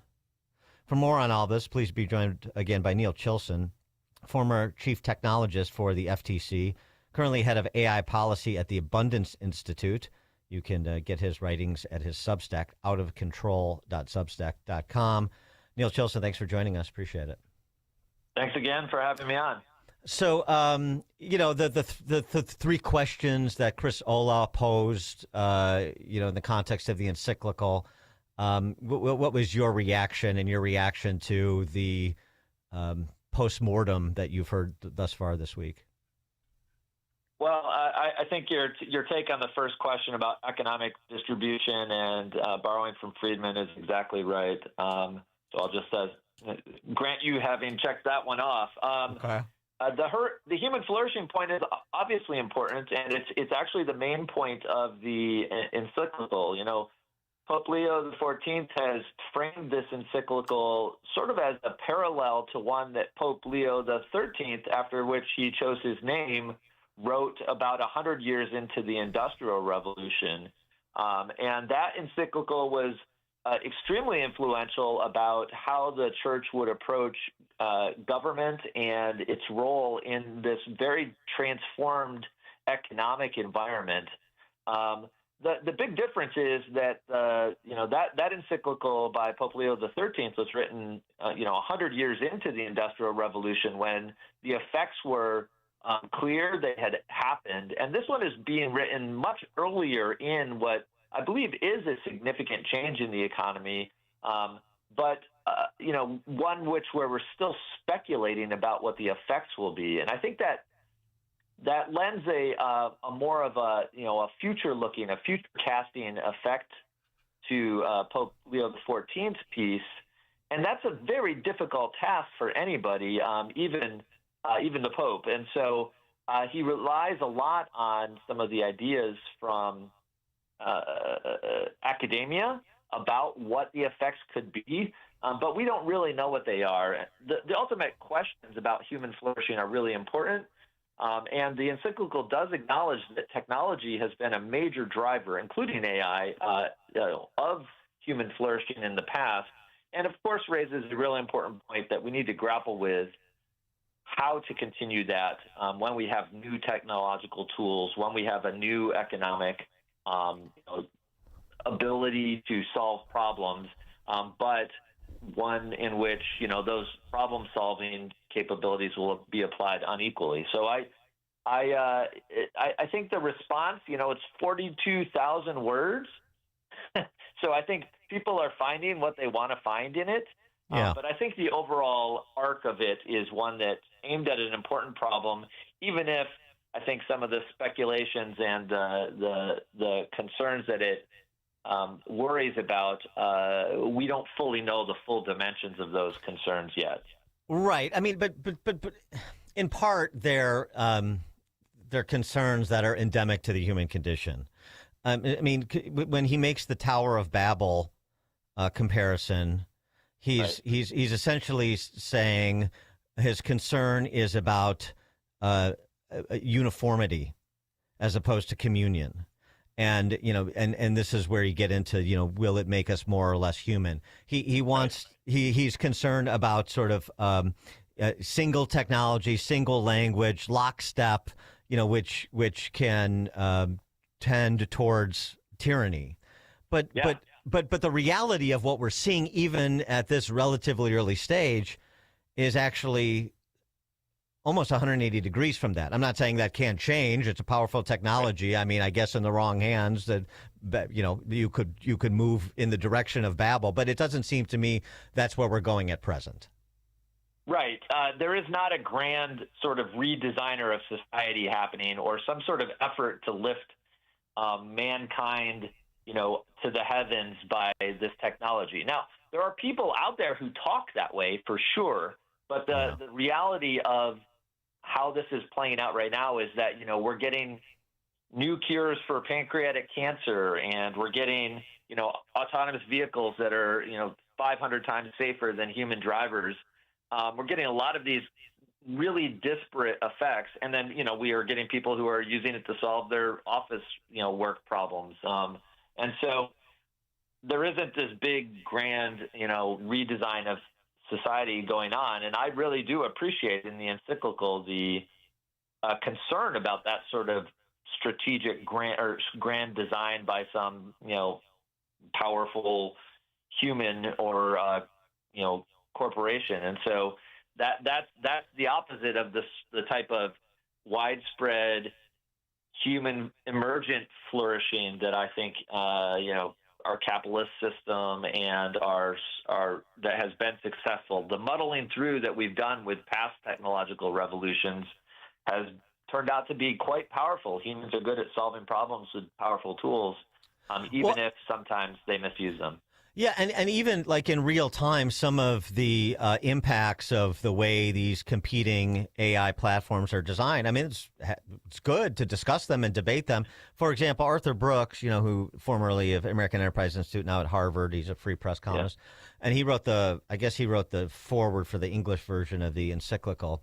He was talking on CNBC about it, and he and Betsy Quick had this exchange about a Wall Street Journal piece earlier in the week, but some sort of the memory functionality of AI that raises some concerns about, whether or not that's a tool that trends toward making us more or less human, which is part of the conversation. And that's what Pope Leo was trying to drive. And this was that exchange. I want to get your reaction. The Wall Street Journal has a story today about how when you use the memory function on these chatbots, it can actually be problematic. If you tell it at some point you're stressed about something or you're anxious, it may then, from then on, think you are anxious about everything. That's right. It remembers an old version of yourself. It doesn't update you or change as you change. That's exactly. I read that article too. It's very interesting, and that's an example of how it makes us less human, because we're outsourcing our human relationships as something that's not human.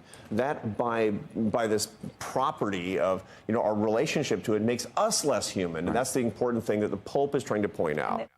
So that's one aspect. Another aspect is this term that's being bandied about, cognitive atrophy, because we're having chatbots do all of our thinking and reading for us. Yeah, I think if you put this in historical context, Plato complained about writing in part because it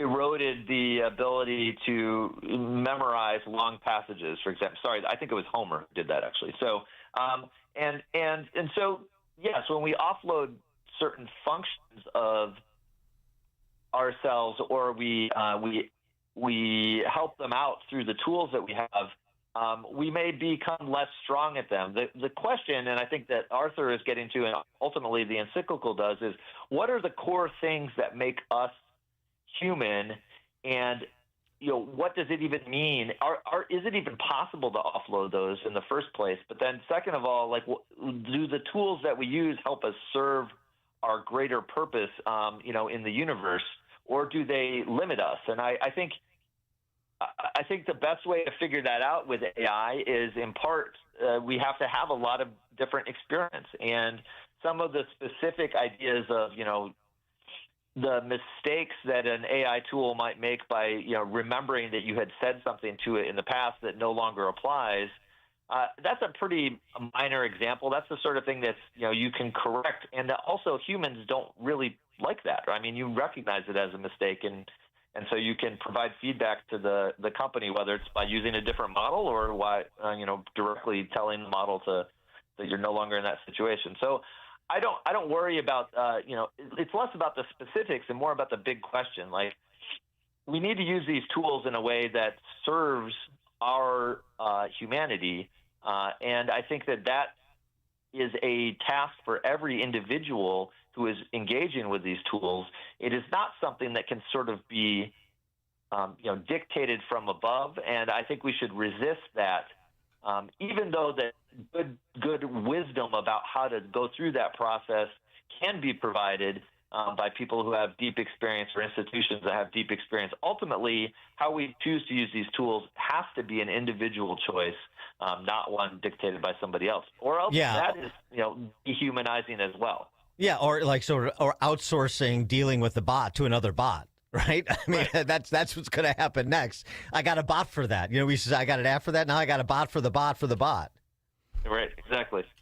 Neil Chilson, former chief technologist for the FTC and currently head of AI policy at the Abundance Institute. Again, his Substack, outofcontrol.substack.com.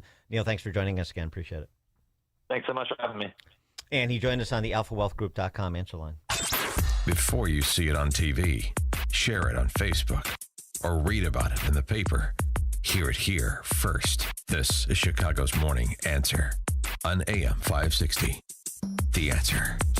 The following advertisement includes a celebrity impersonation. The summer heat in Chicagoland is no joke. And if your old air conditioner is making funny noises, you may already know it's time for a new unit. Look, your air conditioner, it's a disaster. People are telling me it's the worst ever. Don't sweat it, literally. When it comes to cooling your home, Air Right Heating and Cooling does it the best. And they love our country. Beautiful people. Rebates are still available, financing is flexible, and at Air Right, installations are smooth and professional with no surprises. It's beautiful. Some people say it's the coolest air anyone's ever felt. I don't know. That's just what they're saying. It's doing an incredible job, really tremendous. Plus, tell them AM 560 sent you and Air Right will give you $56 off any service. Visit Air Right Heating and Cooling today at AIR-RITE.com. Again, that's AIR-RITE.com. Air Right Heating and Cooling, doing it right since 1959. AM 560, The Answer.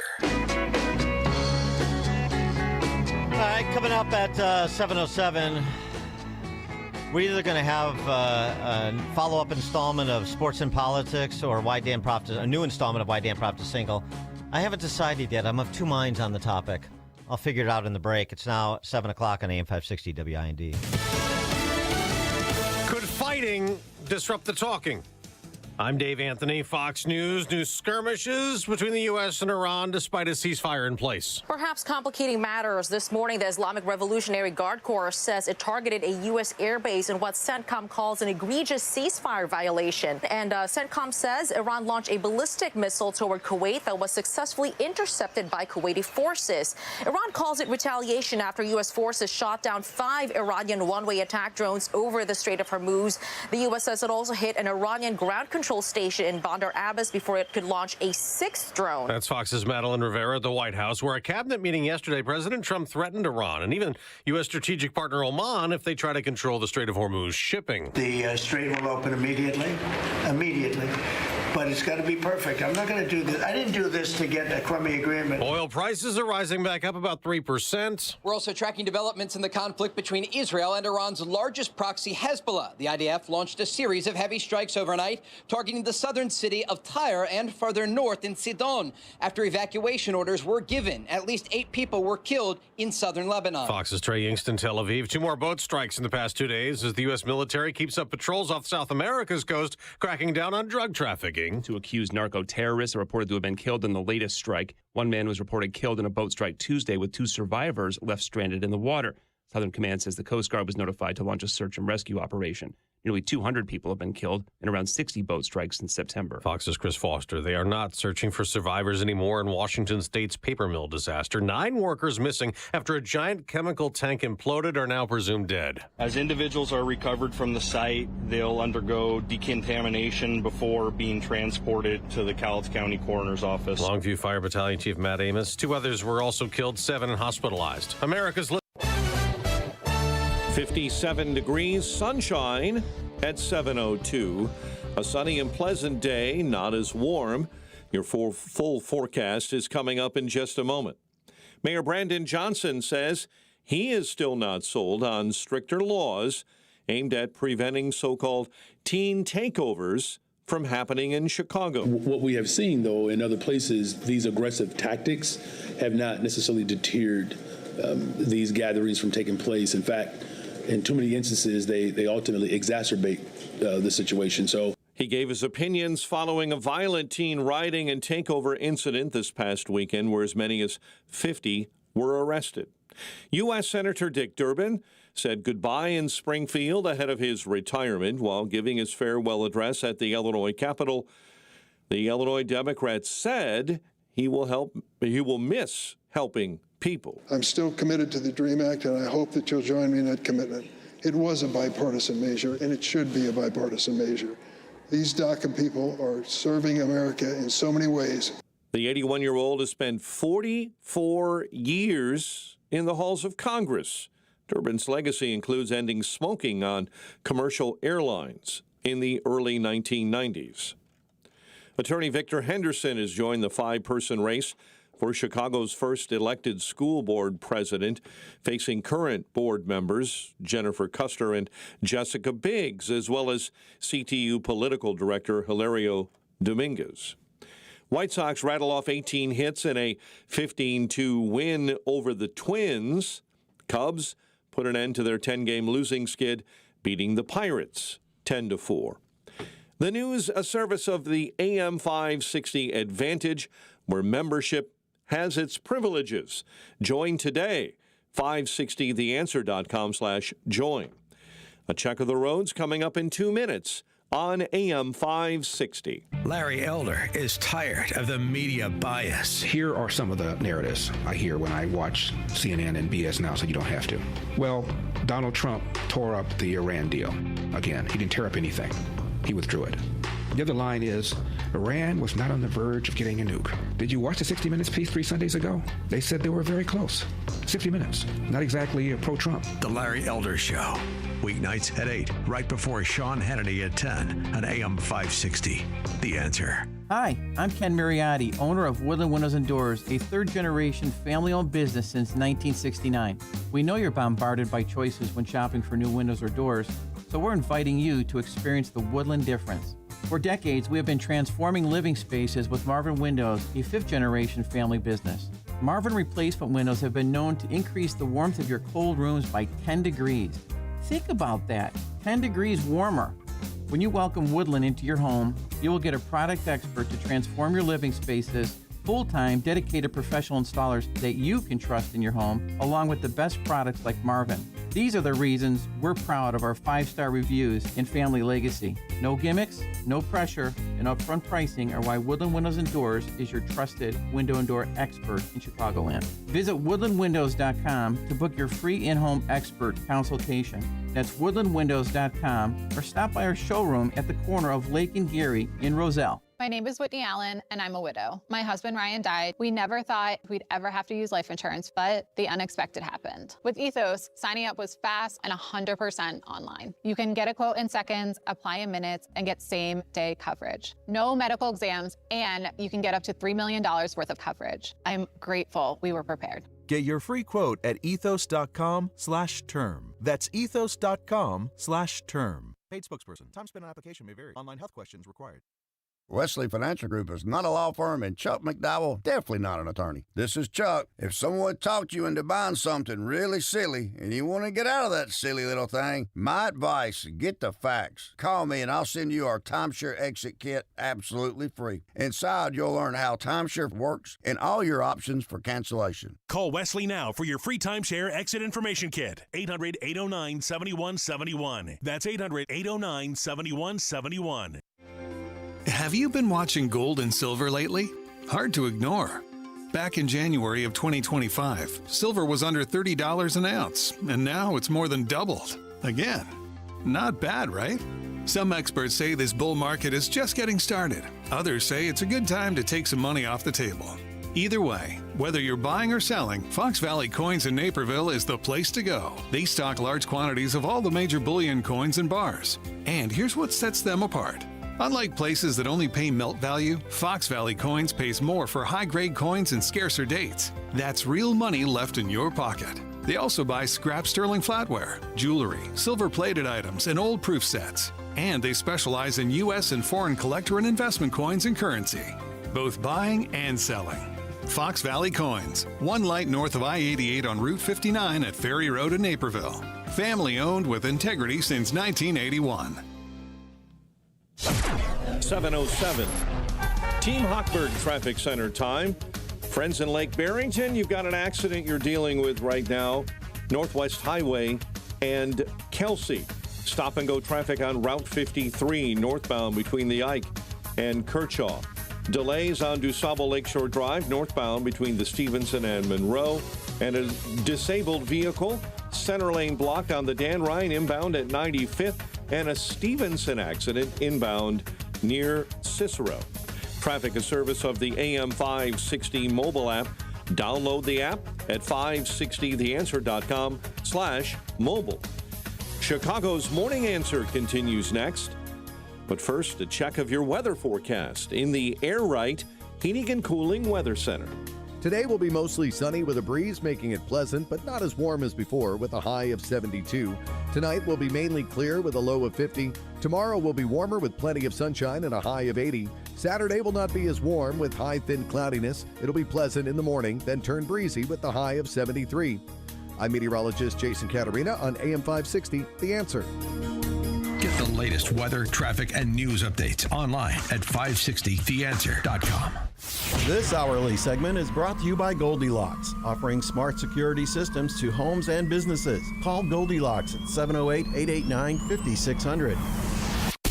Now, from the Signature Bank Studios. This is Chicago's Morning Answer with Dan Proft on AM 560. The Answer.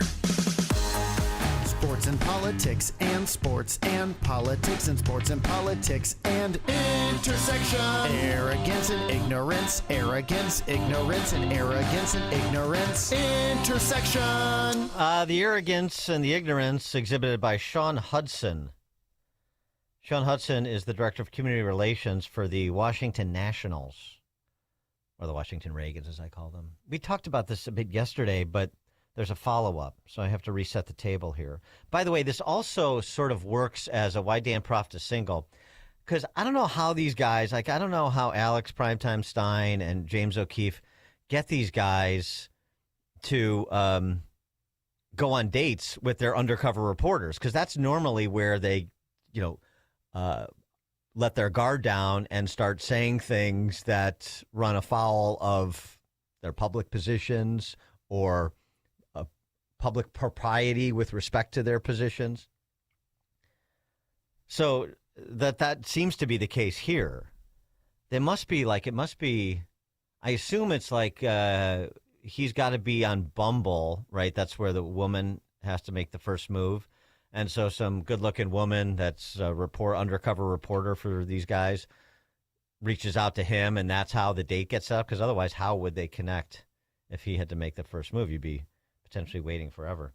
Anyway, so, just another perilous aspect of the dating apps.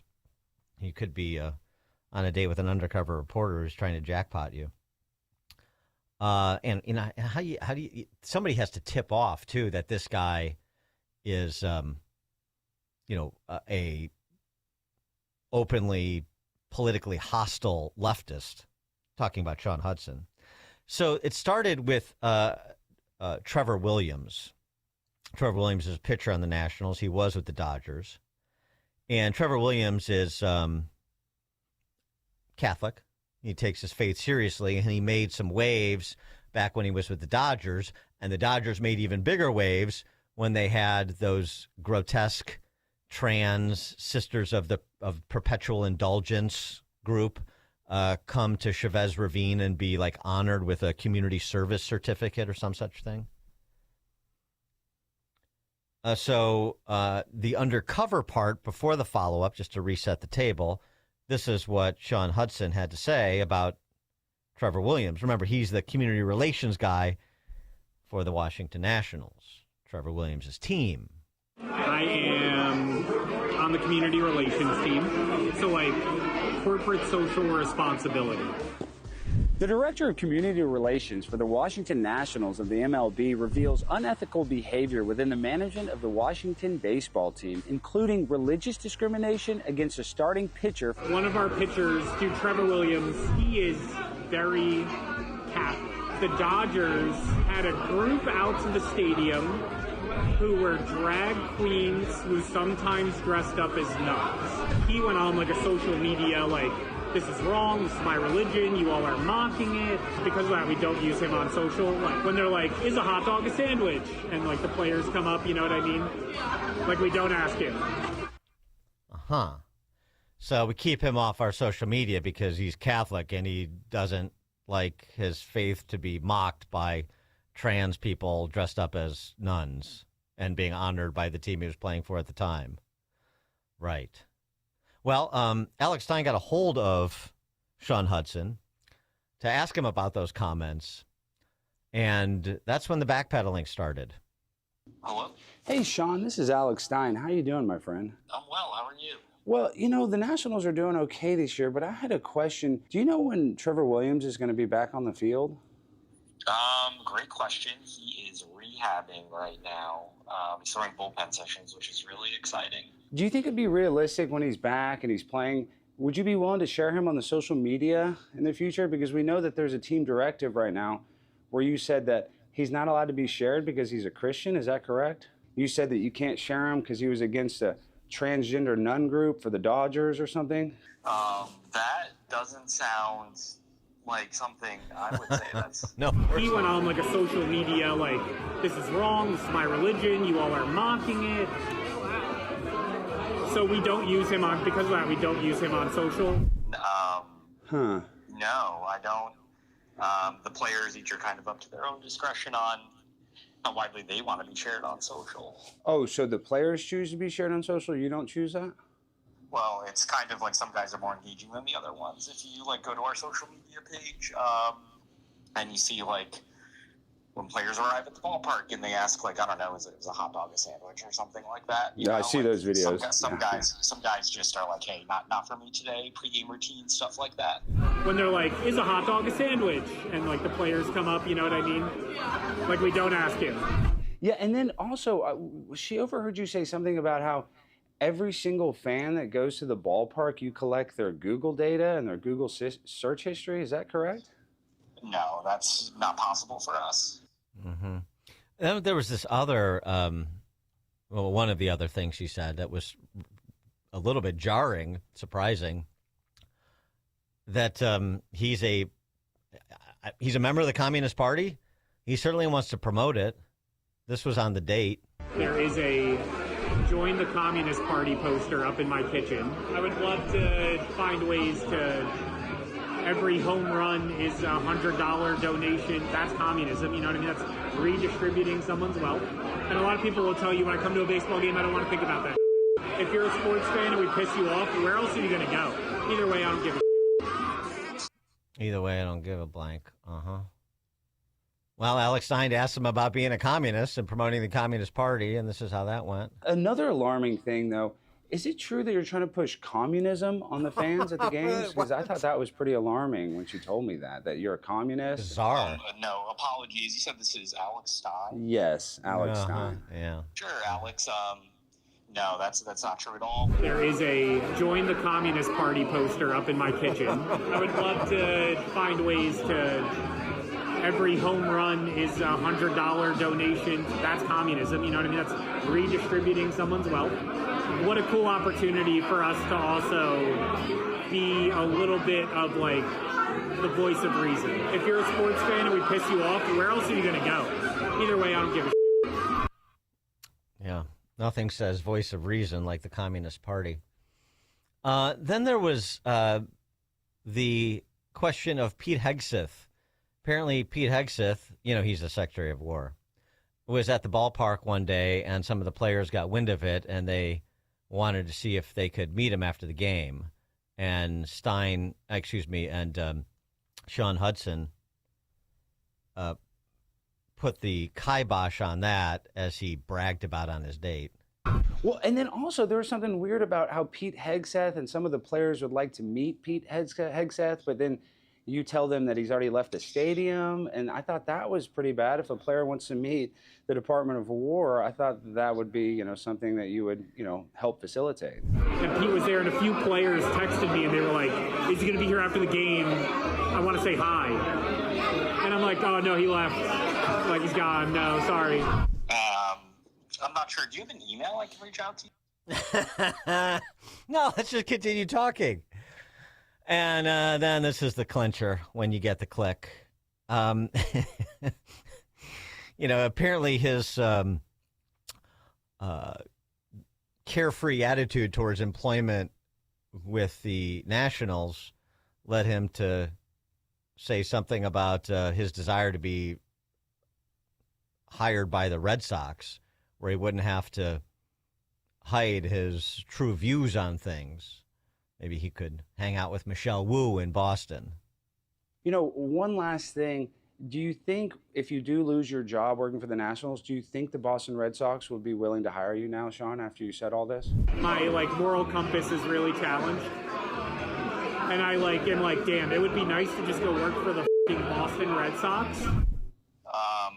You have a great day. Well, you did say you'd rather work for the Red Sox. Remember that? You got him. Busted. I mean,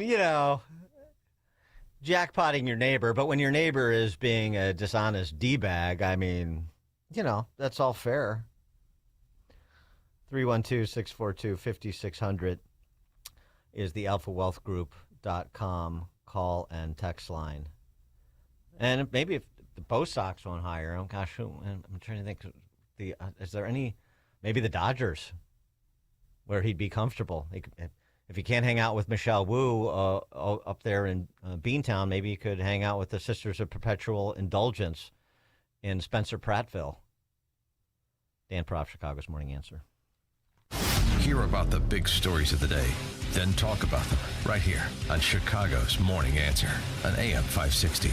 The Answer. Do you owe $10,000 or more in credit card debt or personal loans? With credit card debt at all-time highs, Debt Relief Advocates is urgently notifying consumers of debt relief now being made available, designed to aid consumers with out-of-control credit card debt. Those who qualify and enroll for this relief program will only have to pay back a fraction of what they owe. This is not bankruptcy or a debt consolidation loan. This is a relief program that credit card companies would rather you not know about, as it ends your debt nightmare and saves you lots of money. Consumers owing at least $10,000 in credit card debt or personal loans can now take advantage of this debt relief as the cost of living skyrockets. Debt Relief Advocates has established a relief hotline for you to call to learn what debt reduction you may qualify for, so don't wait. For this free information, call the Relief Hotline at 800-522-2174. 800-522-2174. 800-522-2174. Hey, if you're living with joint pain, listen up. I want you to try something different. You don't have to live in pain every day. Have a conversation with my friends at QC Kinetics and tell them I sent you when you do. They offer all-natural regenerative treatments for joint pain. I've seen the results and personally recommend Dr. Caravelli and her team. Stop saying to yourself, this is just how I am now. That's not okay. Get back to the normal you, the one who is active and carefree. QC Kinetics is helping AM 560 listeners with pain from arthritis or injury in their knees, hips, and shoulders. Now they're moving again, golfing and running without surgery or long recovery. The science is real. The treatments are natural. Your body knows how to heal. QC Kinetics will show you how without surgery. Don't watch summer pass you by again, stuck on your couch, afraid to move. Take action today. Schedule an appointment right now. Consultations are free. Call 312-827-6261. That number again, 312-827-6261. Call QC Kinetics at 312-827-6261.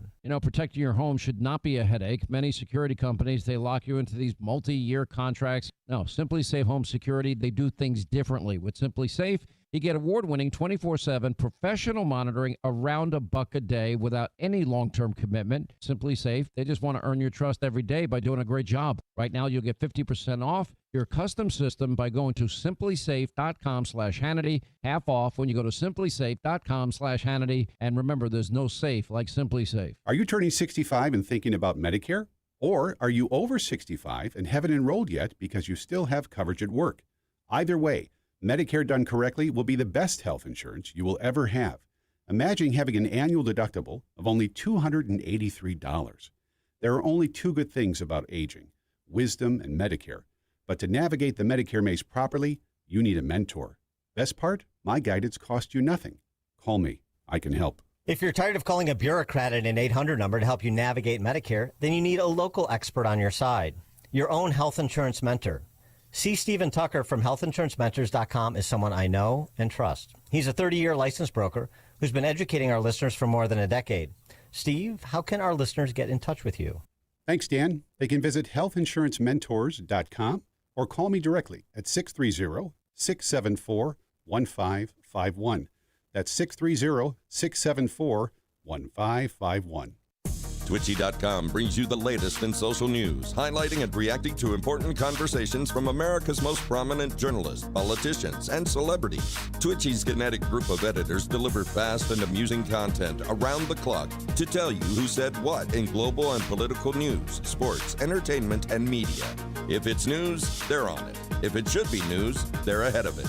Stay connected to the newswire of the 21st century with Twitchy.com. Twitchy.com. Mike Lindell and the MyPillow employees want to thank you for your great support this past year. They want to make 2026 the best year ever. So to thank you, they are giving you free shipping on your entire order and wholesale pricing. So they are bringing back the mega sale. For example, the classic MyPillows, regularly $49.98, now only $14.98. Turn any mattress into the best mattress ever with the made in the USA MyPillow My Mattress Topper and save up to $100. Get a set of MyPillow Giza Dream Sheets for as low as $29.98 or the 6-pack towel set for only $34.98. To get the best specials ever, go to MyPillow.com and use promo code LIBERTY or call 800-489-0201 and use promo code LIBERTY. These offers won't last long, so call 800-489-0201 or go to MyPillow.com and use promo code LIBERTY. Order now and your entire order ships absolutely free. AM 560, The Answer. Top of the morning, Dan Proft here. You know, if Sean Hudson is displaced from his position with the Washington Nationals, who seem to vet about as well as welfare agencies do, or the CIA, maybe he could get a job in the federal government. Since I mentioned Spencer Pratt, prospect that Sean Hudson would be welcomed into the LA Dodgers organization based on their previous conduct. Got some new information to share on that LA mayor's race. You know, the primary is Tuesday. First, Karen Basura got a big endorsement on the heels of Magic Johnson. Now she's got a bad mofo named Samuel Jackson.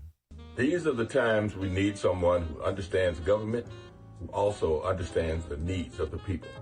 Someone who will go in the streets and gather the people together, not someone who will divide them. Karen Bass is that person. Karen Bass for mayor. Boy, that was, I mean, you know, the easy listening jazz accompaniment was nice, but I watched that. I'm thinking, Samuel Jackson, blink twice if you're being held against your will. That was a pretty tired effort on Sam Jackson's part, don't you think? In more exciting news, Vibe Productions has a new Spencer Pratt song. And you'll remember Vibe Productions. Again, this is one of these independent outfits that's producing content in furtherance of Pratt's campaign, independent of the campaign. They gave us this rap previously. Let's go. The potholes on my block got their own area code. The tents on the boulevard stretching down every road. The school's falling apart while the budget disappears. We've been living in this basura for too many years. Taxes going up, but the service is going down. Drugs on the corner and crime all over town. Jobs leaving the city like they catching the next flight. Somebody made this mess and somebody's gotta make it right. We see you, Karen. We see what you did. You left us the basura. Now where did you hit? Say it with me. Say it loud. Everybody say it proud. Basura, basura. Time to take it out. Karen make basura. That is what we shout. Basura, basura. Housing, jobs, and roads. Schools and drugs and homeless. Somebody get basura, basura. Saca la basura. Saca la basura. Time to clean the city up. Saca la basura. We need the roads fixed and we need them fixed today. We need the homeless help, not just pushed away. We need the jobs back and we need the schools to work. We are done with the excuses and we are done with the smirk. The housing cost is killing every family on this block. The crime is getting worse and nobody wants to talk. We paid our taxes, Karen, where did all that money go? The basura keeps on piling up and everybody knows. Homeless, drugs, crime. Taxes, waste, schools. Jobs, housing, roads. We are done. Saca la basura. Basura, basura. Time to take it out. Karen make basura. That is what we shout. Basura, basura. Time to clean the city up. Saca la basura. Pretty good. This one I like even better. It's more my speed. This is a offering in tribute to Motown.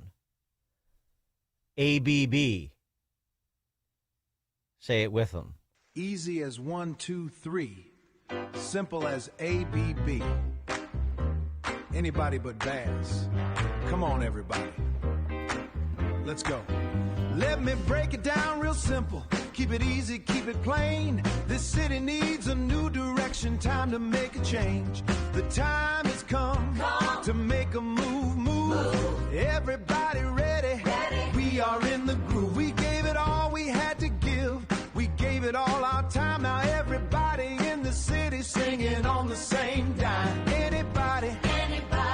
a change. Come on, say it. ABB. Everybody ready, everybody free. ABB, that is the key. ABB, anybody but the same thing. Time to feel that new ring. Easy as 1, 2, 3. Simple as ABB, singing ABB. City got the fever. ABB, time to be a believer. Town, hills down to the sea. Everybody singing ABB. ABB. Time for something better. Time for something Smokey new. Robinson Time quality. to find a leader who will see this through.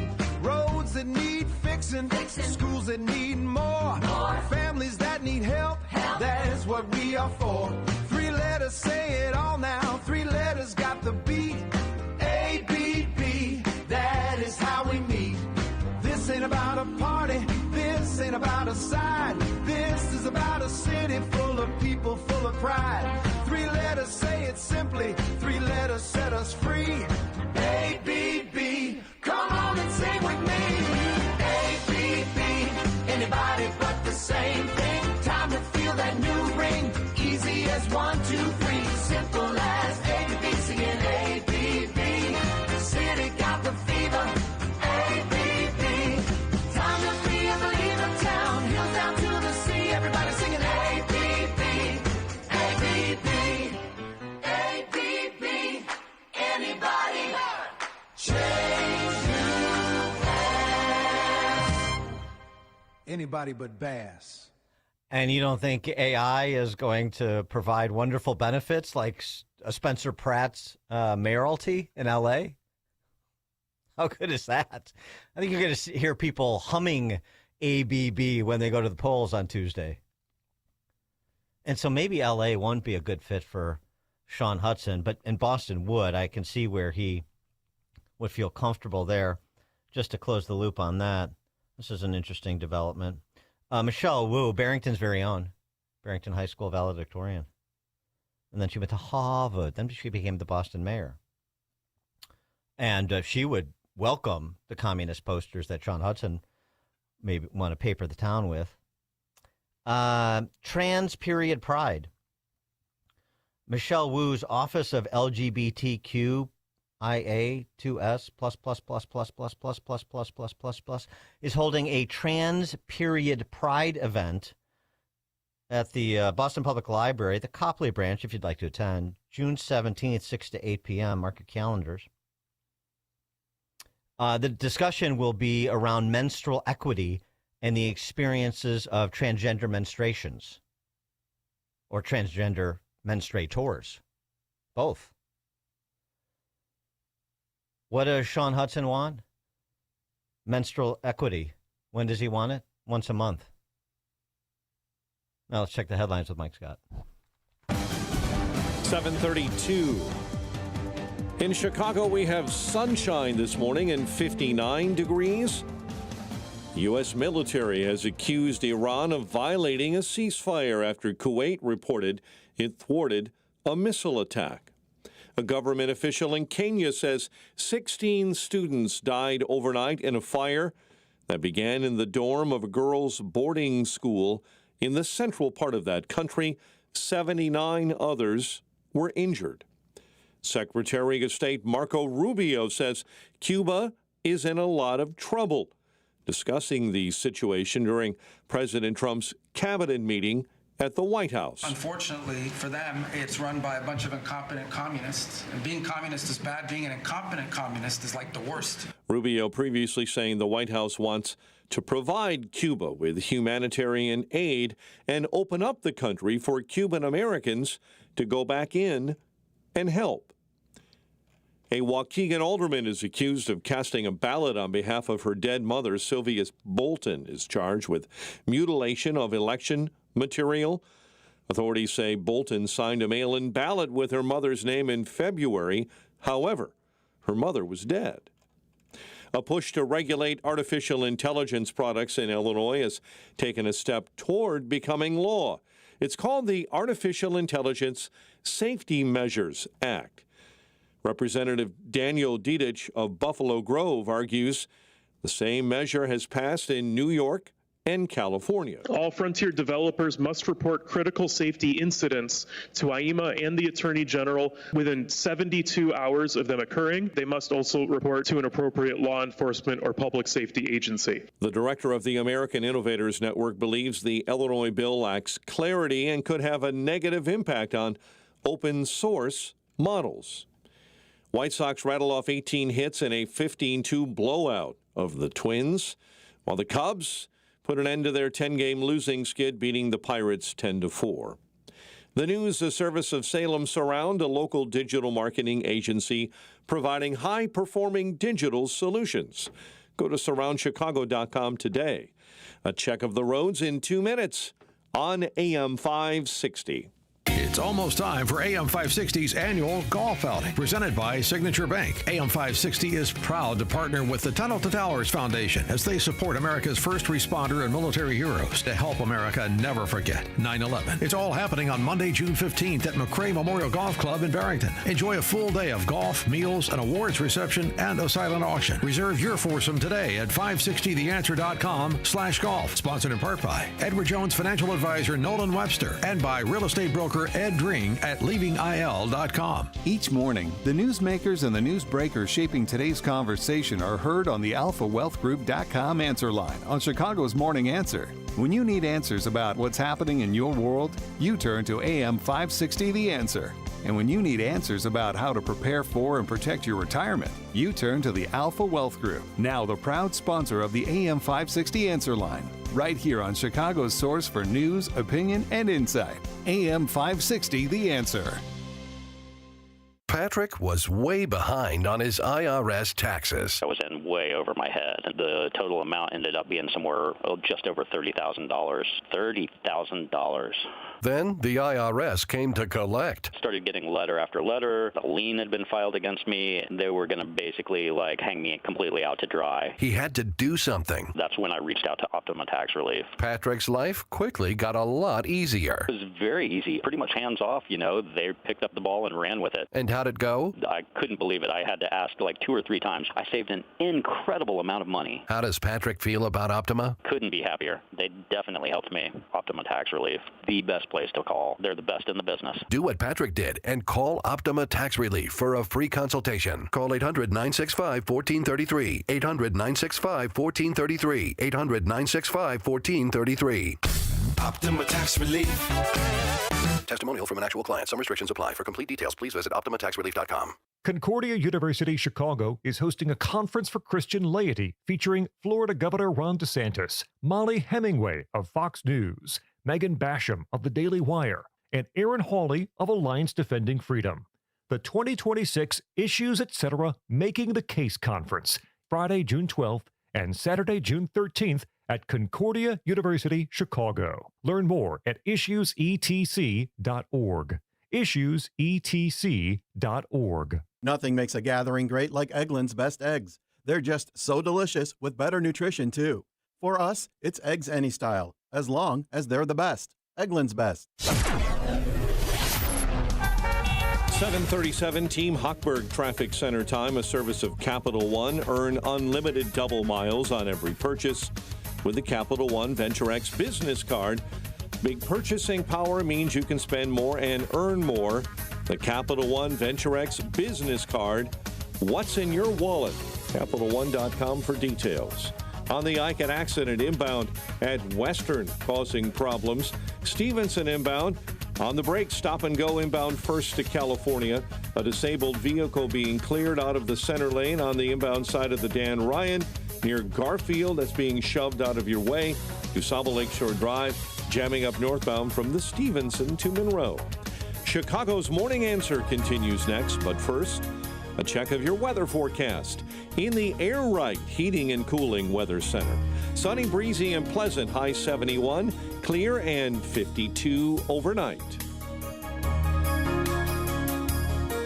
Get the latest weather, traffic, and news updates online at 560theanswer.com.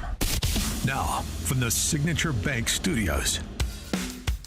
If you're looking for the latest news, insight into what it means, and the sharpest opinion, there's only one station in Chicago where you can turn, and it's this one. We're AM 560, The Answer.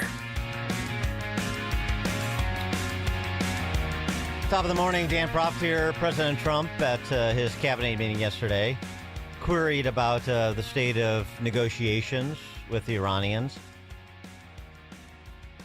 and said this. Right about it with Iran. Iran is very much intent. They want very much to make a deal. So far, they haven't gotten there. We're not satisfied with it, but we will be. We will be either that or we'll have to just finish the job. But their Navy is gone, as I've said 1,000 times. Their Navy is gone. Their Air Force is gone. Everything's gone, and they're negotiating on fumes. But we'll see what happens. Maybe we have to go back and finish it. Maybe we don't. Right now, I mean, you can speak to Steve Witkoff and Jared. They're doing a good job. But right now, I think it looks like they want to just make a deal. They want to. They have. I don't think they have a choice. They're just going back to the internet because they're getting clobbered. Their economy is in free fall. They have 250% inflation. Their money has no value. Their whole economic system is broken down. They thought they were going to outweight me. You know, we'll outweight him. He's got the midterms. I don't care about the midterms. Look what happened last night. That was the prelude to the midterms.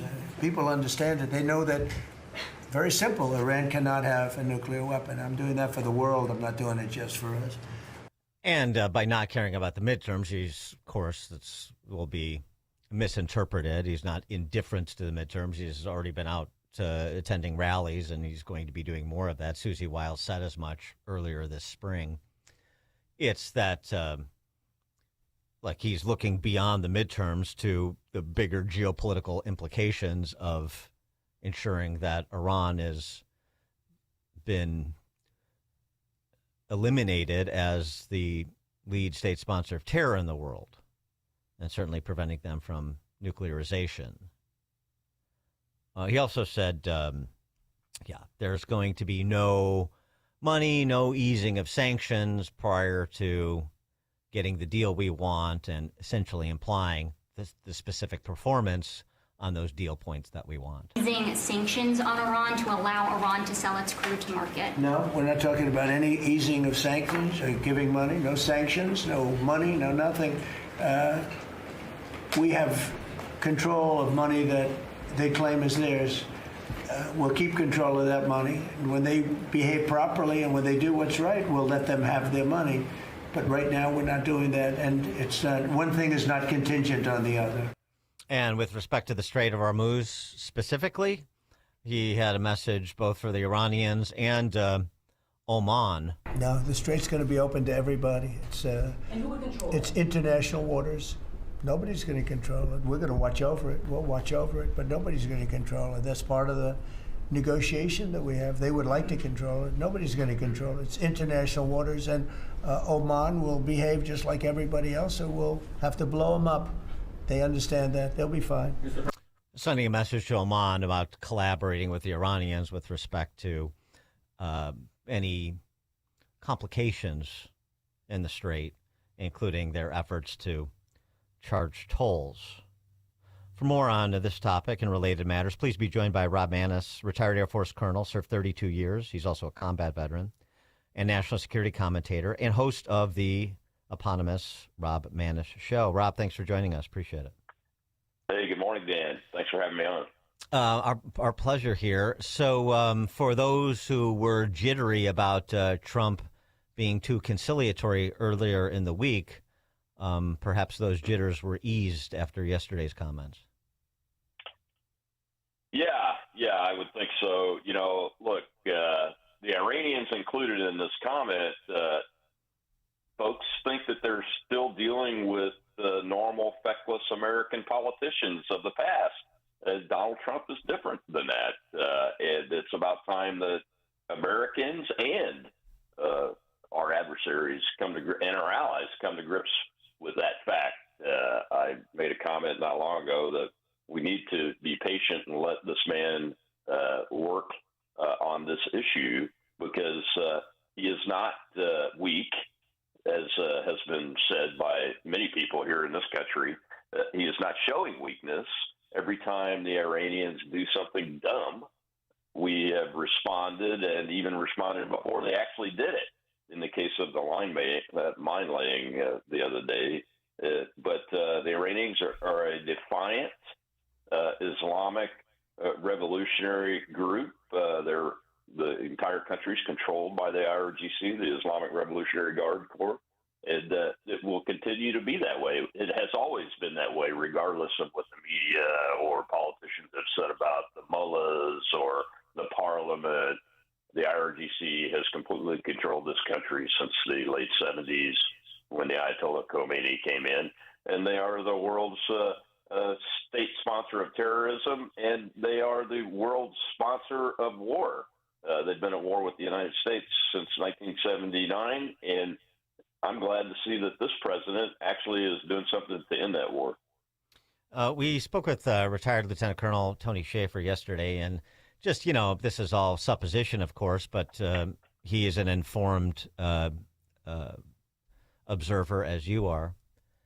And his intuition was that Trump's going to give him, maybe another week. And if there is no significant progress made, then you can expect that, as he just said there, he is going to move to finish the job. Is that your intuition as well?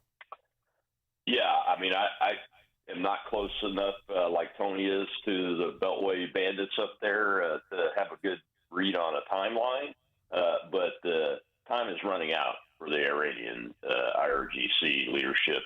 And unfortunately, as defiant as they are, as dumb as they continue to be, thinking they can wait this president out because he's just another American guy that's not going to do the right things, they're making a huge mistake, because they need to get on board with the big three.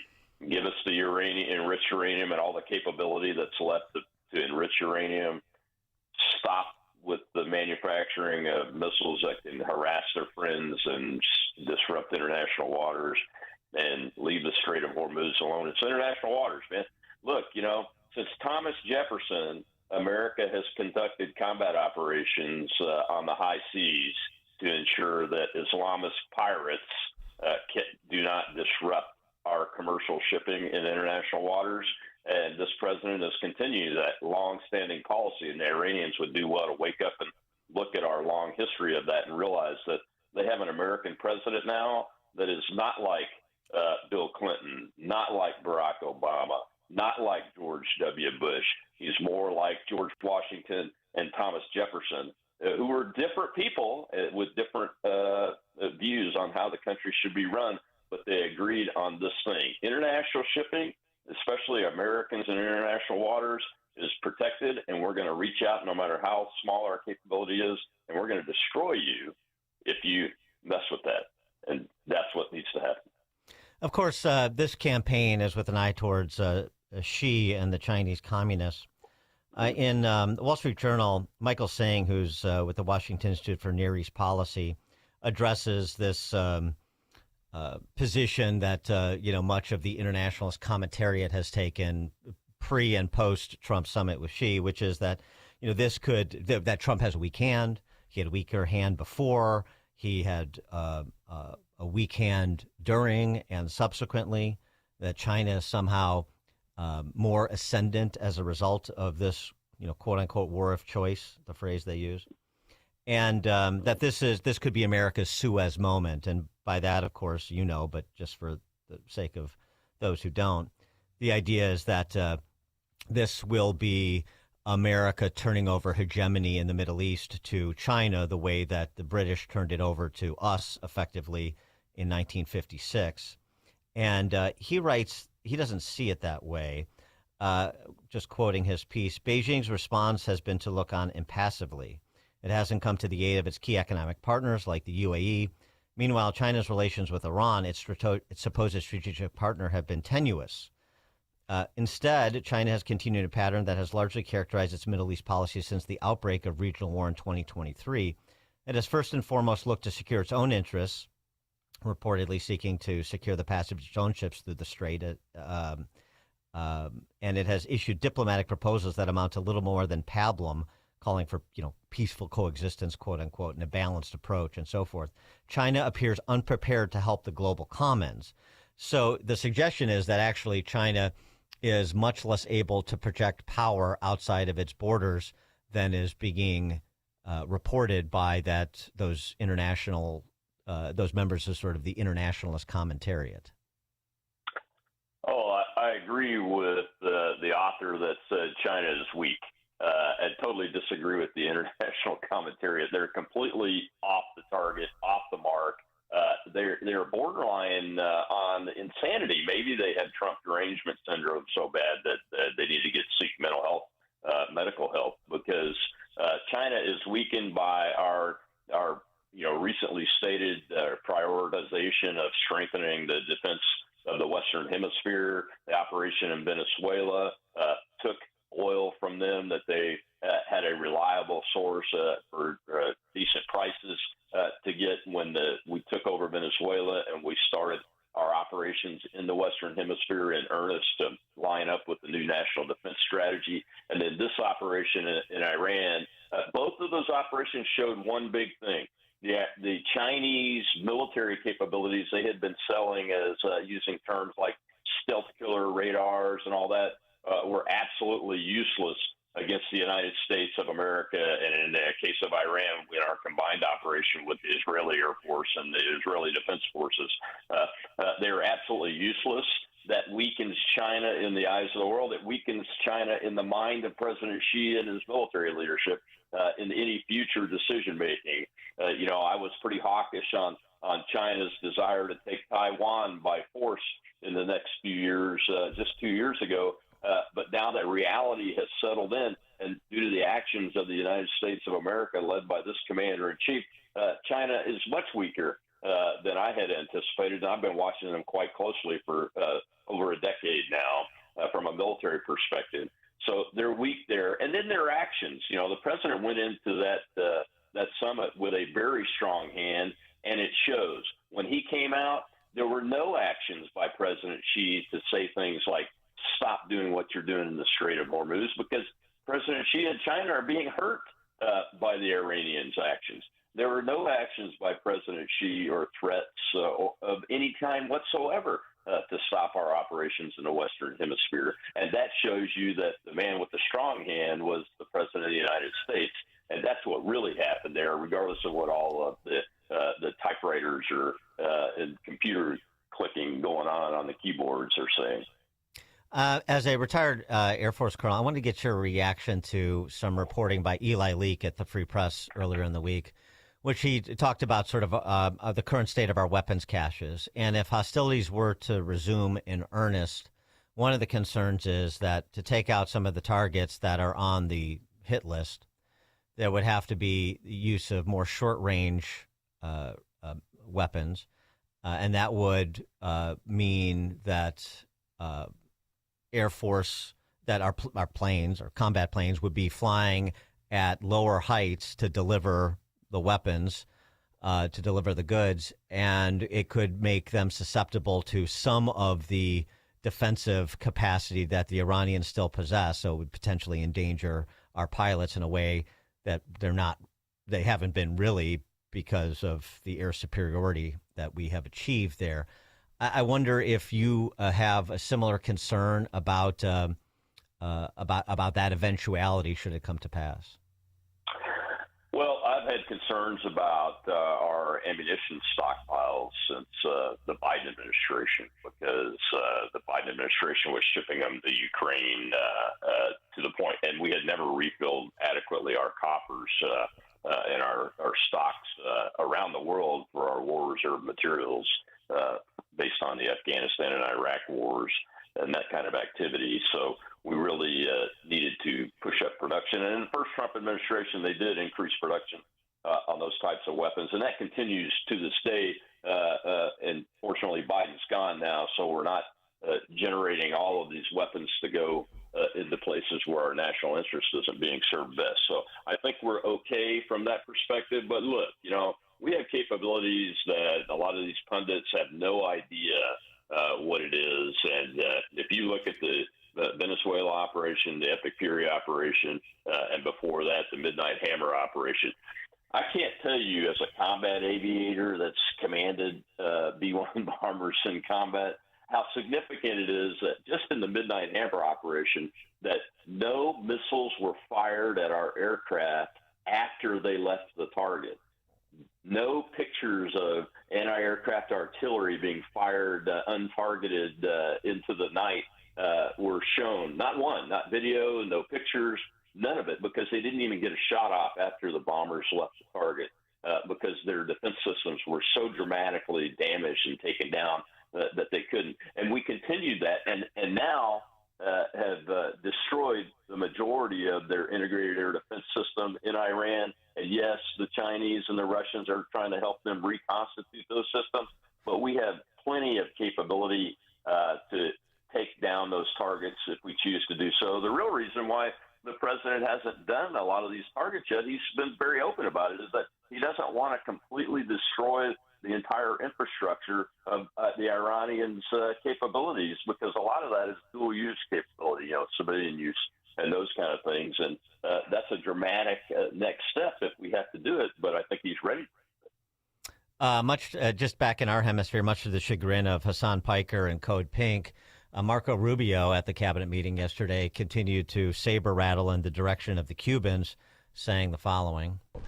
Cuba's in a lot of trouble because, unfortunately for them, it's run by a bunch of incompetent communists. And being communist is bad. Being an incompetent communist is like the worst. And but the country's been taken over by this company called Gaesa that basically controls 70% of the economy. None of the money in that company goes to help the Cuban people. None of it. So we'll be talking to them. We'll be working on it. We want something good for the Cuban people, and hopefully there'll be a good outcome there for them. There needs to be. It's 90 miles from our shores, and having it a failed state 90 miles from our shores is a threat to the national security of the United States. I mean, clearly one of the concerns that Rubio and the administration have is with respect to the state of Cuba's economy, the lack of electricity, for example, and that creating a refugee crisis in Florida, essentially, but, on the mainland.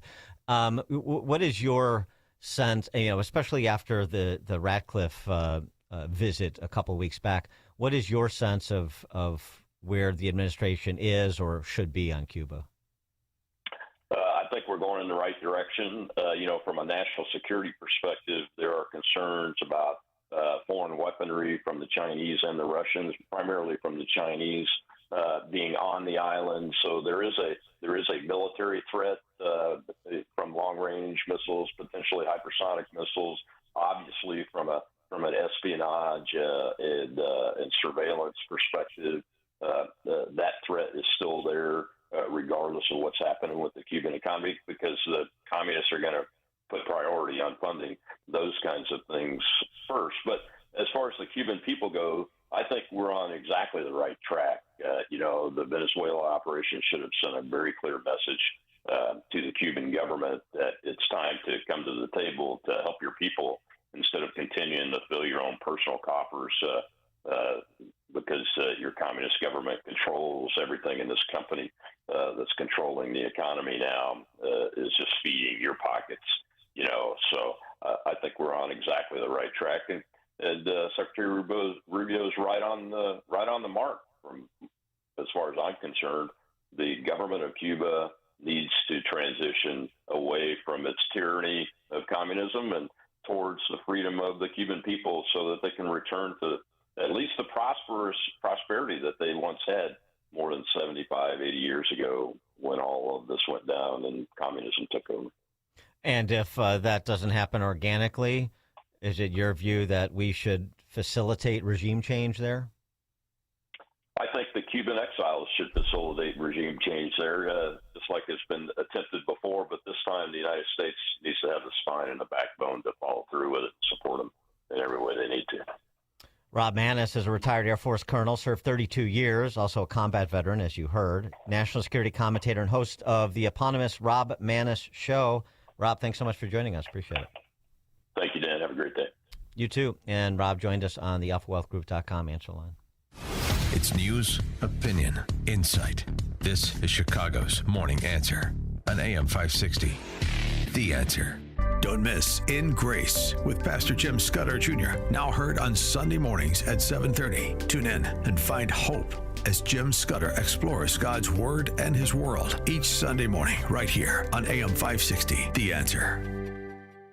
Francis Scott Key wrote of a flag that refused to fall, a powerful reminder that freedom endures only when it's defended. Now, a new documentary explores President Trump's fight to protect America's constitutional republic. Sunday night on SNC. Hear from Hegseth, Rubio, Bondi, RFK Jr., Metaxas, Sekulow, and more. Plus, an inside look at the president's task force combating anti-Christian bias across the government. Watch the television premiere of By Dawn's Early Light, Sunday at 7 p.m. Eastern, 4 Pacific.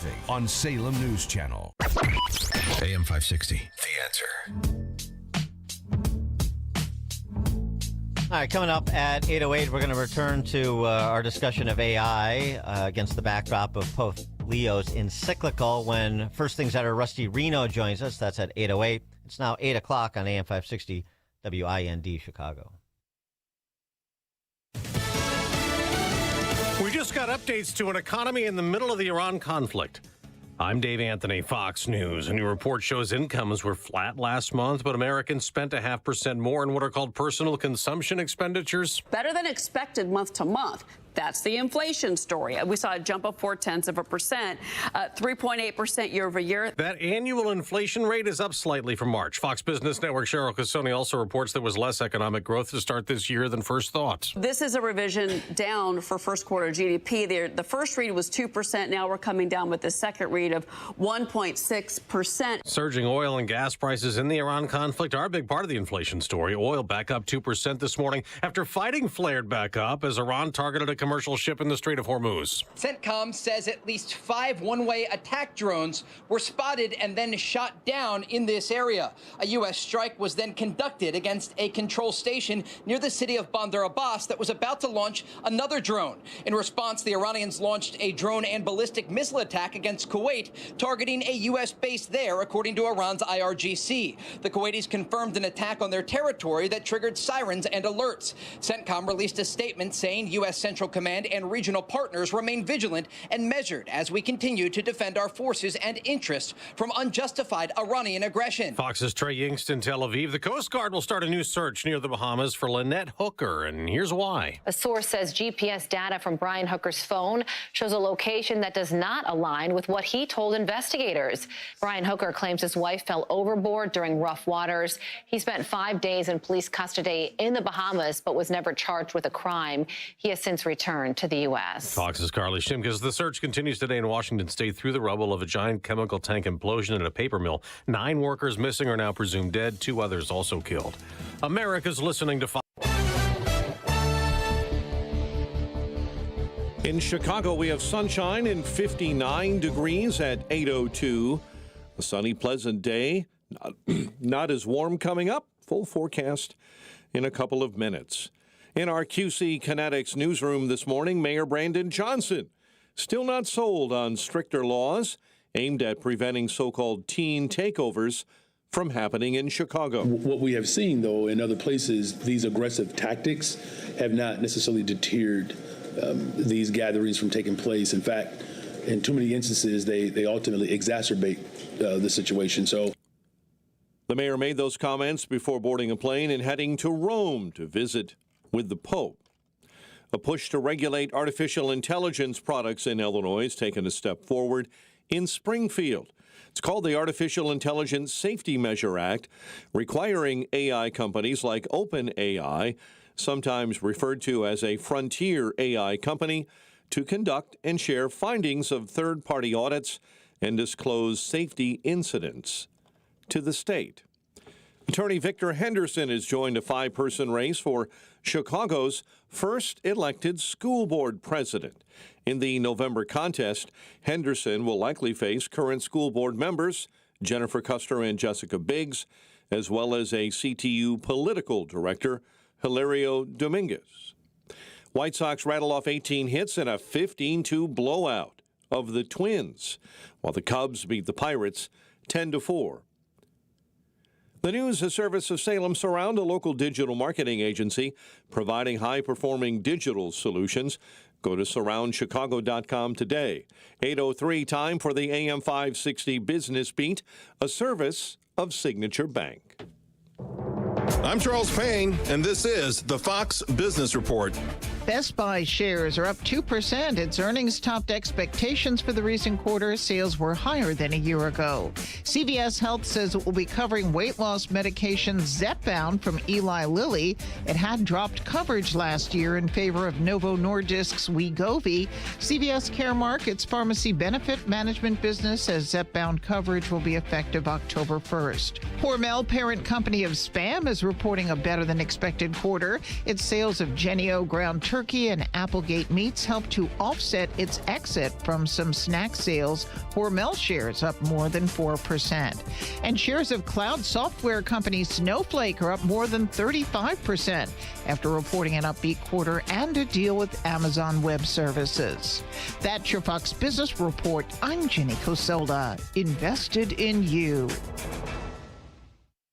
Scott Jennings thinks Iran is oblivious. According to Iranian state TV, they want three things: U.S. war reparations, recognition of its sovereignty over the Strait of Hormuz, and an end to American sanctions. Those first two are clearly non-starters, and the third is only possible if Iran gives up its nuclear program, which so far it has resisted. The Scott Jennings Show, weekdays at noon, right before Hugh Hewitt at 2 on AM 560. The Answer. Take the journey of living a happy, successful, and meaningful life through God. Listen to It's Time with Dan Lights, Sunday mornings at 9 on our sister station, AM 1160. Hope for your life. You know I don't push products I don't believe in, so listen up, because this one I love and recommend to friends and listeners. It's Virago Liquid Immune Support. Now, I spoke with Dr. Hubert, the creator of Virago, and let me tell you, this man knows immune health like nobody's business. He explained to me the stronger your immune system, the stronger your body fights back against viruses, disease, inflammation, all of it. That's why he created Virago. It's a liquid immune boosting supplement packed with 23 powerful nutraceuticals working together in synergy. It's antiviral, anti-inflammatory, antioxidant, and even protects your heart, kidneys, and liver. And because it's liquid, your body absorbs it quickly. I mix Virago in my smoothies. I feel the difference, and you will too. So order your bottle of Virago today at myvirago.com. That's myvirago.com, and use coupon code IMMUNE to save 30%. myvirago.com, coupon code IMMUNE. I'd like to tell you about a man named Phineas who as a child survived the Holocaust. Phineas survived because Christians hid him from the Nazis, risking everything to save his life.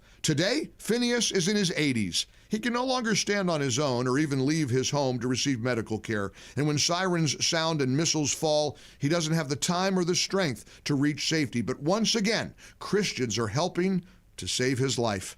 Through the International Fellowship of Christians and Jews, a mobile clinic brings doctors and medicine right to Phineas's doorstep, providing care that he otherwise would not receive, especially during a time of war. Phineas said, "Christians saved my life during the Holocaust, and now again, they are helping me." As Israel's Holocaust Remembrance Day approaches, remember these precious children of God by lifting them up in prayer, asking for his protection, his comfort, and his peace. Stand with Israel in prayer by visiting supportifcj.org. That's supportifcj.org. My dad passed away unexpectedly. Of course, it was awful in every way, but we are very grateful that he had life insurance. So even after he was gone, he was still able to provide for us. And that's why I have life insurance for my family. Ethos.com. They make it fast and easy to get covered. It's 100% online. You get a quote in seconds, and you can apply in minutes. You get covered the same day. Get your free quote at ethos.com/save. That's ethos.com/save. Paid spokesperson. Time spent on application may vary. Online health questions required. Rates may vary. Wesley Financial Group is not a law firm, and Chuck McDowell definitely not an attorney. This is Chuck. If someone talked you into buying something really silly and you want to get out of that silly little thing, my advice, get the facts. Call me and I'll send you our timeshare exit kit absolutely free. Inside, you'll learn how timeshare works and all your options for cancellation. Call Wesley now for your free timeshare exit information kit. 800-809-7171. That's 800-809-7171. It's 8:08. Let's get an update on the roads.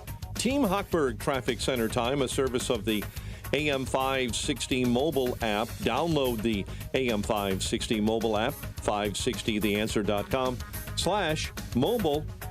Kennedy accident on the entrance ramp. It's on the outbound side from Fullerton. Traveling on the Ike on the inbound side, we're seeing delays inbound between Harlan and Ashland Avenue. Dan Ryan accident right shoulder, locals inbound just after 35th. Chicago's Morning Answer continues next. But first, a check of your weather forecast in the Air Right Heating and Cooling Weather Center. Today, expect mostly sunny skies with a pleasant breeze, making it feel not as warm as recent days. The high will reach 72 degrees. Tonight will be mainly clear with a low of 50. Tomorrow, temperatures will rise as the sun shines brightly, reaching a high of 80 degrees. I'm meteorologist Jason Caterina on AM 560, The Answer. Get the latest weather, traffic, and news updates online at 560theanswer.com. Now, from the Signature Bank Studios, this is Chicago's Morning Answer with Dan Proft on AM 560. The Answer.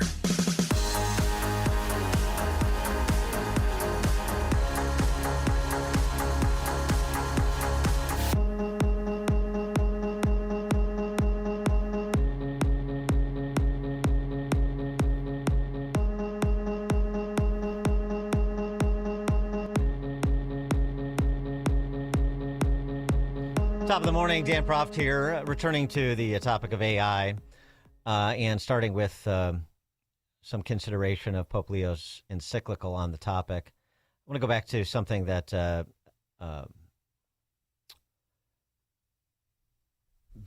was mentioned earlier in the week when CNBC panel discussed the topic. And you had a Harvard professor and Free Press columnist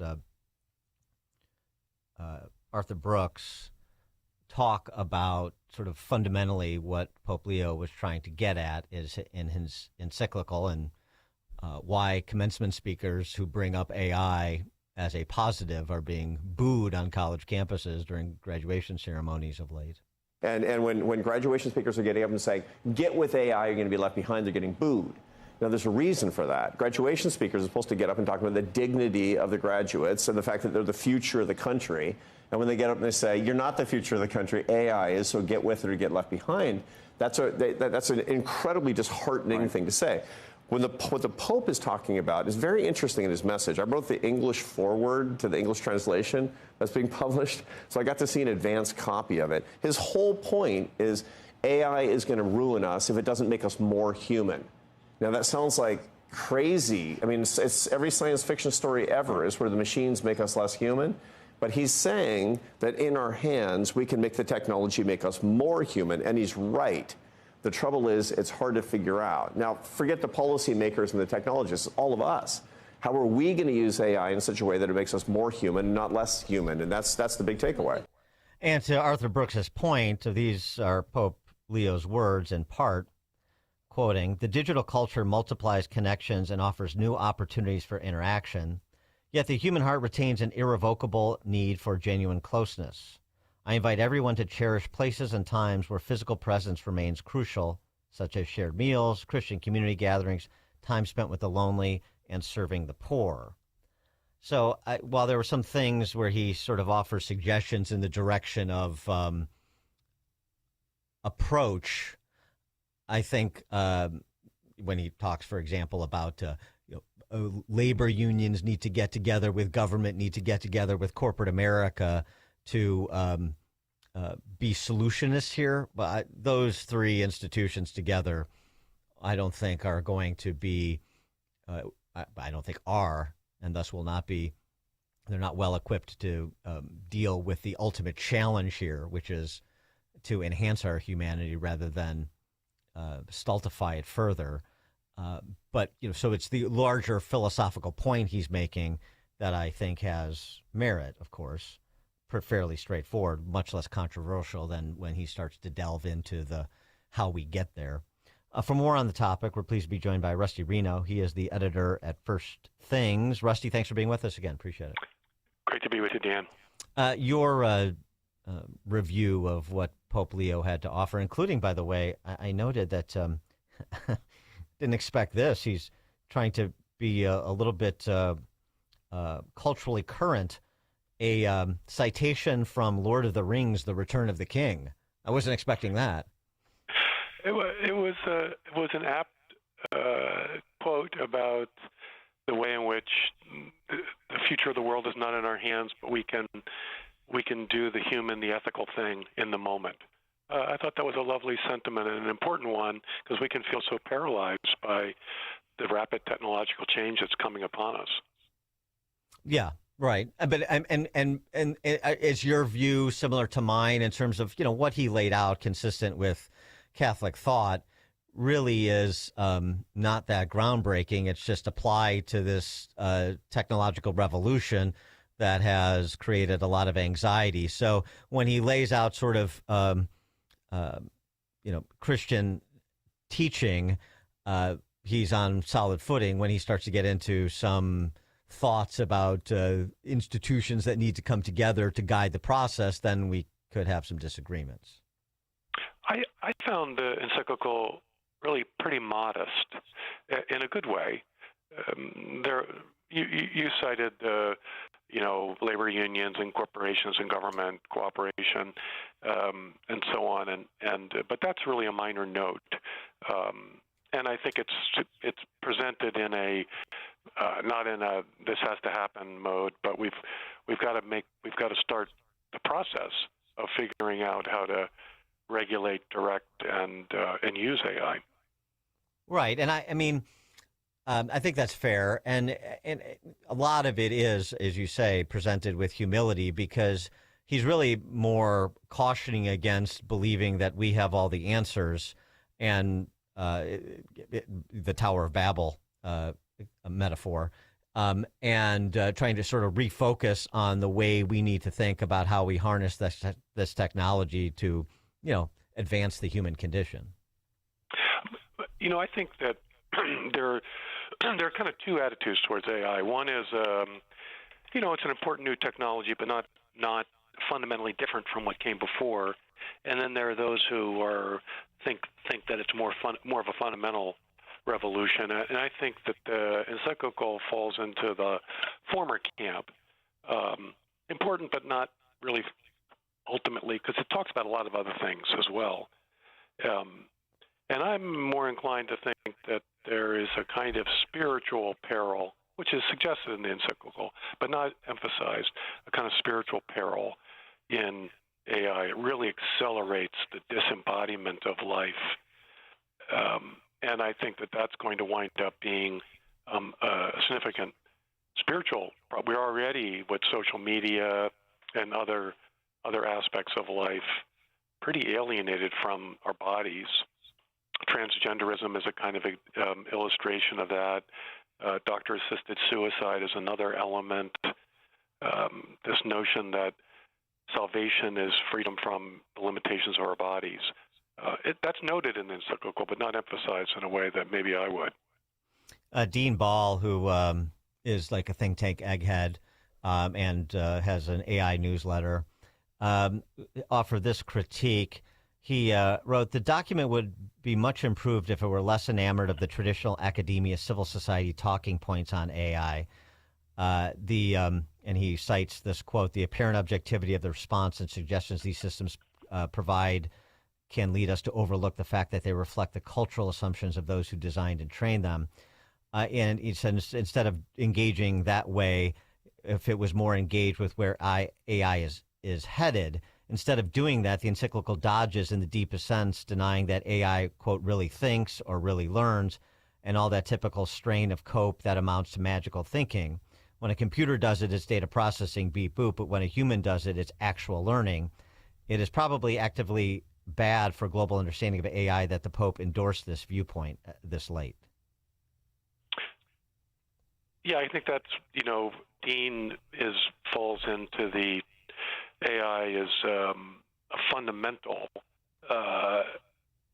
transformation of the technological project as opposed to a development within what we already have. You know what I'm saying? So I think that's an important divide in people's reaction to AI. Is it kind of a deep transformation of the way in which we live in the world and think about our own humanity? I think, I wouldn't be as harshly critical as he is, but there is an element of which, and that's the modesty of the document, which is an appealing quality of it, not to overreach and say too much. I mean, the concerns that people have about this being a move towards transhumanism and so forth. Do you think those concerns are overblown, or to the extent that that's a real threat, it's a reflection of larger cultural fundamentals that we need to grapple with? I mean, transhumanism as a dream about the future of our future, that we're going to somehow live forever in the cloud, I think is not the real issue. The real issue of transhumanism is, will our use of AI, our engagement of it, its pervasive role in society, fundamentally change our moral imaginations about what it means to be human? And I think that is a real danger. So people begin to think that what the AI is doing is real thinking. That's quite possible. We know that there are people who've committed suicide because the AI bot has encouraged them to do so. So they're treating the AI as if it were a friend, a counselor, a wise guide. So we know that's already happening. Right. So the concern is the sort of the outsourcing of both our sapience as well as our sentience to chatbots.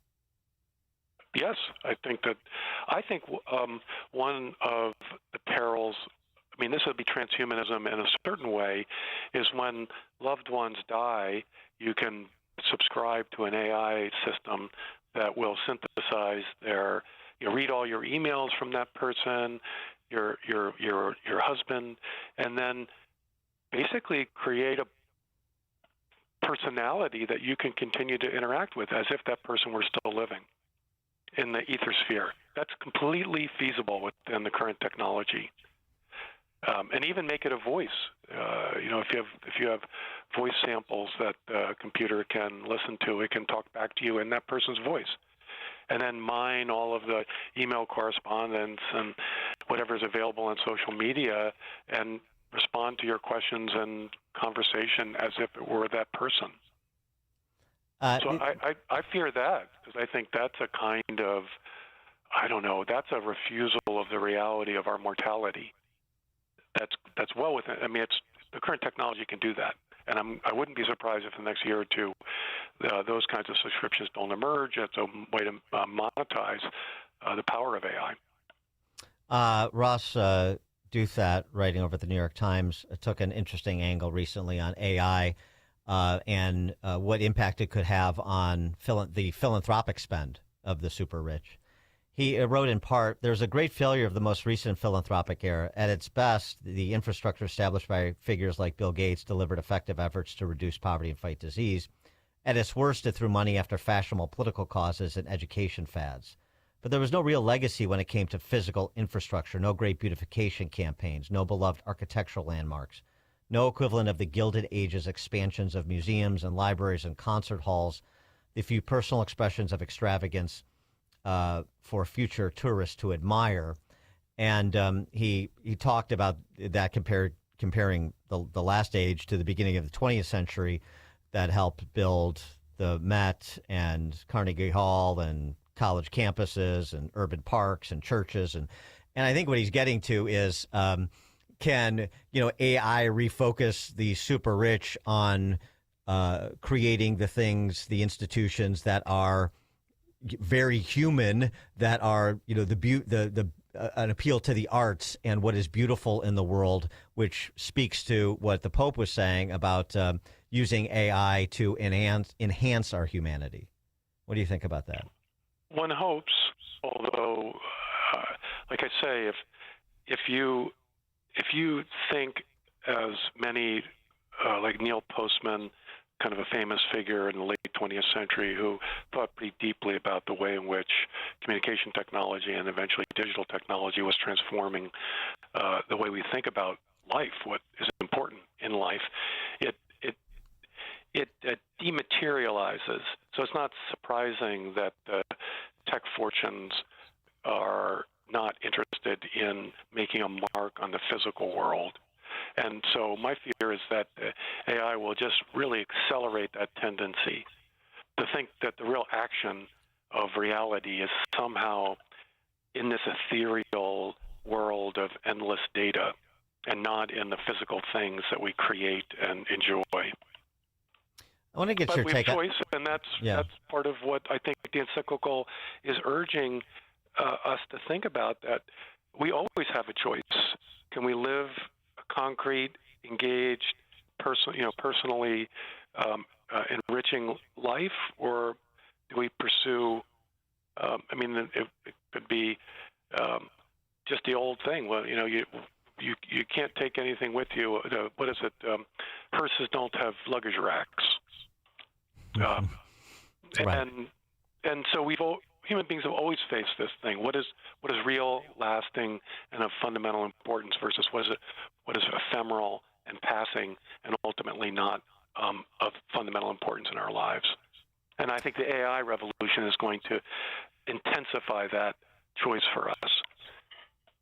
I wanted to get your take on a different topic. The figure James Tallarico, now that he's an officially minted candidate for U.S. Senate in Texas, because he's sort of come at melding his interpretation of Christianity into the identitarian politics of the age. And perhaps this, what I would call bastardization of the Bible to justify abortion, is a good example. Take a listen. But I say all this in context of abortion, because before God comes over Mary and we have the incarnation, God asks for Mary's consent, which is remarkable. I mean, go back and read this in Luke. I mean, the angel comes down and asks Mary if this is something she wants to do. And she says, if it is God's will, let it be done. Let it be. Let it happen. So to me, that is an affirmation in one of our most central stories, that creation has to be done with consent. You cannot force someone to create. Creation is one of the most sacred acts that we engage in as human beings. But that has to be done with consent. It has to be done with freedom. And to me, that is absolutely consistent with the ministry and life and death of Jesus. And so that's how I come down on that side of the issue. Well, that's not the enunciation in Luke is not, Mary, would you like to volunteer for this? But setting aside that interpretation, using as an illustration of what he does, how concerned are you about Tallarico's potential influence in terms of understanding of Christianity, so sort of political/religious influence in the country? There's so much to say there. You have sexual intercourse and you're giving consent to the possibility of new life. So, the notion that this line of reasoning could justify supporting abortion on demand is ludicrous. On the other hand, you need to look at the misuse of the Bible, which is perennial in the political sphere. And it's not surprising. I think the Republican Party is very eager to get to a place where they cannot address the issue of the pro-life cause. And so this is kind of an example of that. But the misuse of the Bible is, hypocrisy is the complement that vice pays to virtue. Right. And the misuse of the Bible in the public sphere is something that you and I can combat, refute, argue against. But it's a good thing, it seems to me, in the long run, that people who are urging evil causes try to appeal to the scriptures to justify it, because it gives us the tools to educate the public as to the true nature of God's word and also the moral truth of the matter. Yeah, he's playing on our side of the field, so to speak. Yeah. Yeah, playing. That's good. Right, and so we can say yes, of course. The Word of God ought to play a role in how we form our conscience as a nation. But here, dear listener, is what is really going on in the Annunciation. Rusty Reno, editor. I agree with him. Consent is essential. And like I said, what we've done is we've separated the reality of sex from fertility, and that's a fundamental problem throughout our society. Rusty Reno, he's the editor at First Things. Rusty, thank you so much for joining us, as always. Appreciate it. Great to be with you. And Rusty joined us on the alphawealthgroup.com answer line. The stories you need to know to start your day. This is Chicago's Morning Answer on AM 560. The Answer. Hello? Sir, this is Officer Peterson. There's been a string of break-ins in the area, and your office, it was hit. Hit? What do you mean? We were robbed? Looks like the back door lock was easily pried open, and they moved through the building like they knew exactly what to take. We see wires everywhere. No computers. What? No computers? I just upgraded everything. Looks like they moved fast. We only found out because a neighboring business had their alarm go off. Do you have any security cameras? No, nothing. Don't wait until it's too late. Goldilocks protects Chicagoland businesses with custom security solutions. From reinforced commercial doors with keyless entry to cameras and 24/7 monitoring that alerts authorities immediately. Schedule a free on-site assessment at GoldilocksInc.com. Again, that's GoldilocksInc.com. Plus, AM 560 listeners get their first 3 months of monitoring free with a new install. Call 708-889-5600. That's 708-889-5600. Goldilocks, Chicago's premier locksmith, doors, and security systems company since 1981. Picture warm Gulf breezes, turquoise waters, white sand beaches. Now, add evenings of conversation with Salem Media's Mike Gallagher, Scott Jennings, Larry O'Connor, and Jennifer Horn. This November, sail from Fort Lauderdale to the Bahamas, Jamaica, the Cayman Islands, and Mexico on a 7-day journey built for those who love this country. Book your cabin today when you text the word cruise to 94878. Celebrate America's 250th anniversary the right way on the Gulf of America Cruise. Book your cabin now. Text the word cruise to 94878. Your kitchen's outdated. Your bathroom feels cramped. Every day you wait, prices go up. And you keep living in a space that doesn't work.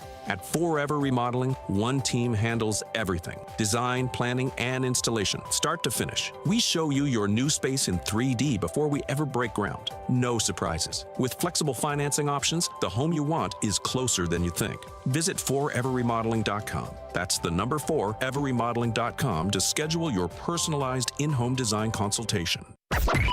AM 560. The Answer.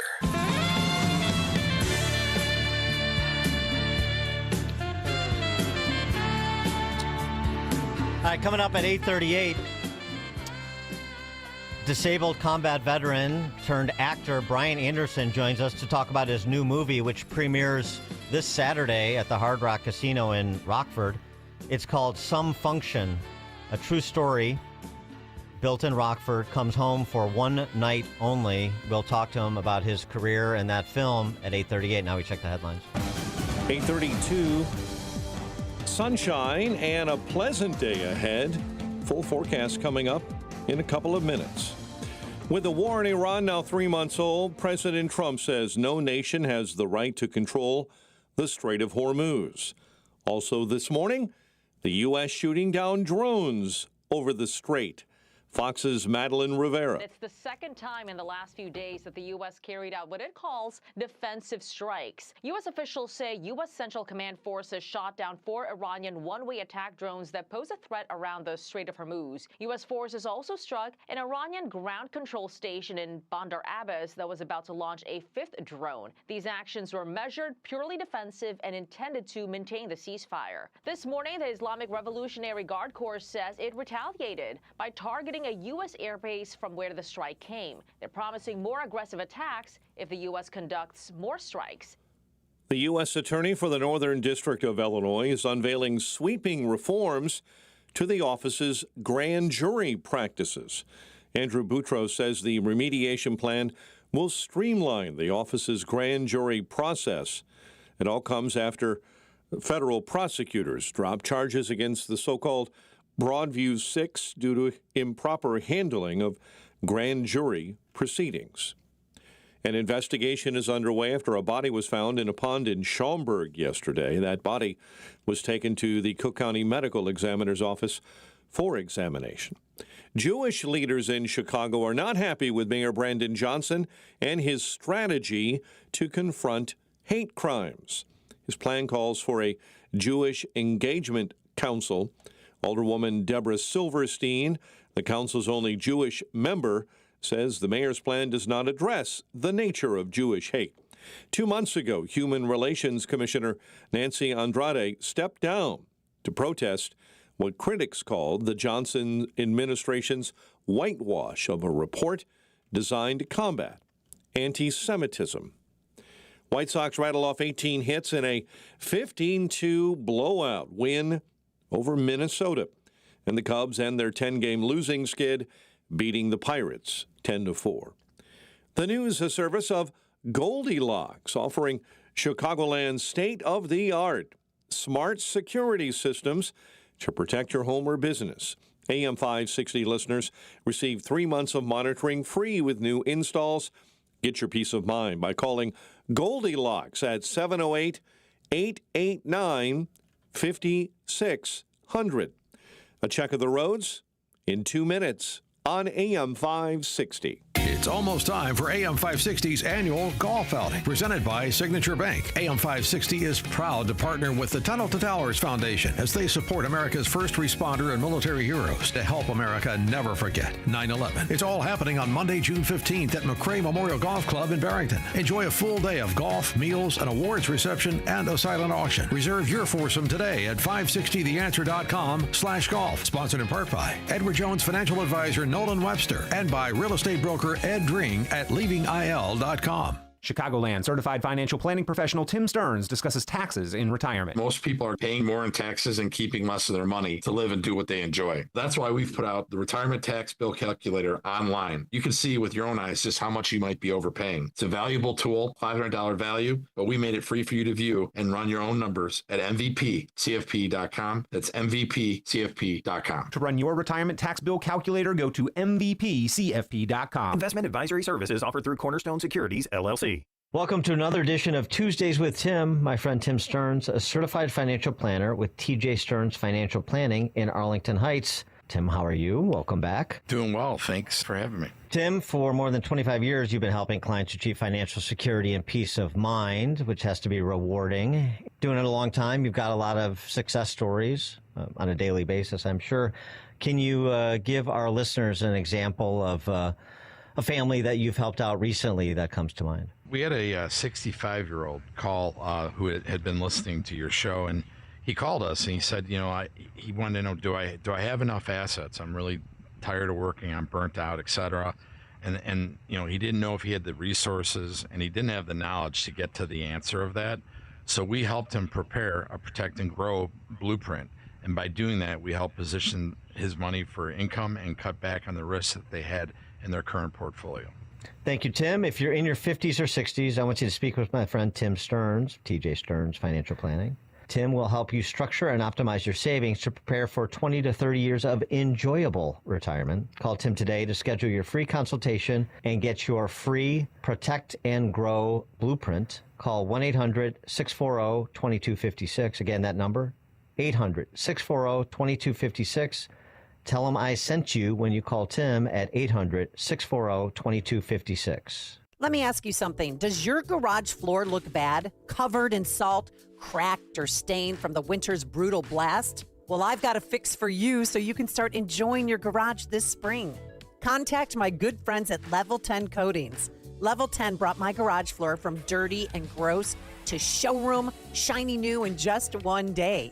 Level 10 Coatings can do the same for you. A quick and easy fix, permanent durable solution. Guaranteed to never chip or peel. Get it done now so you can enjoy your garage this spring and summer. Schedule your free quote today and mention me, Amy, for $500 off. Visit level10coatings.com. That's level, the number 10, coatings.com. Level10coatings.com or call 855-510-2628. Again, that's 855-510-2628. Level 10 Coatings, your premier concrete coating experts.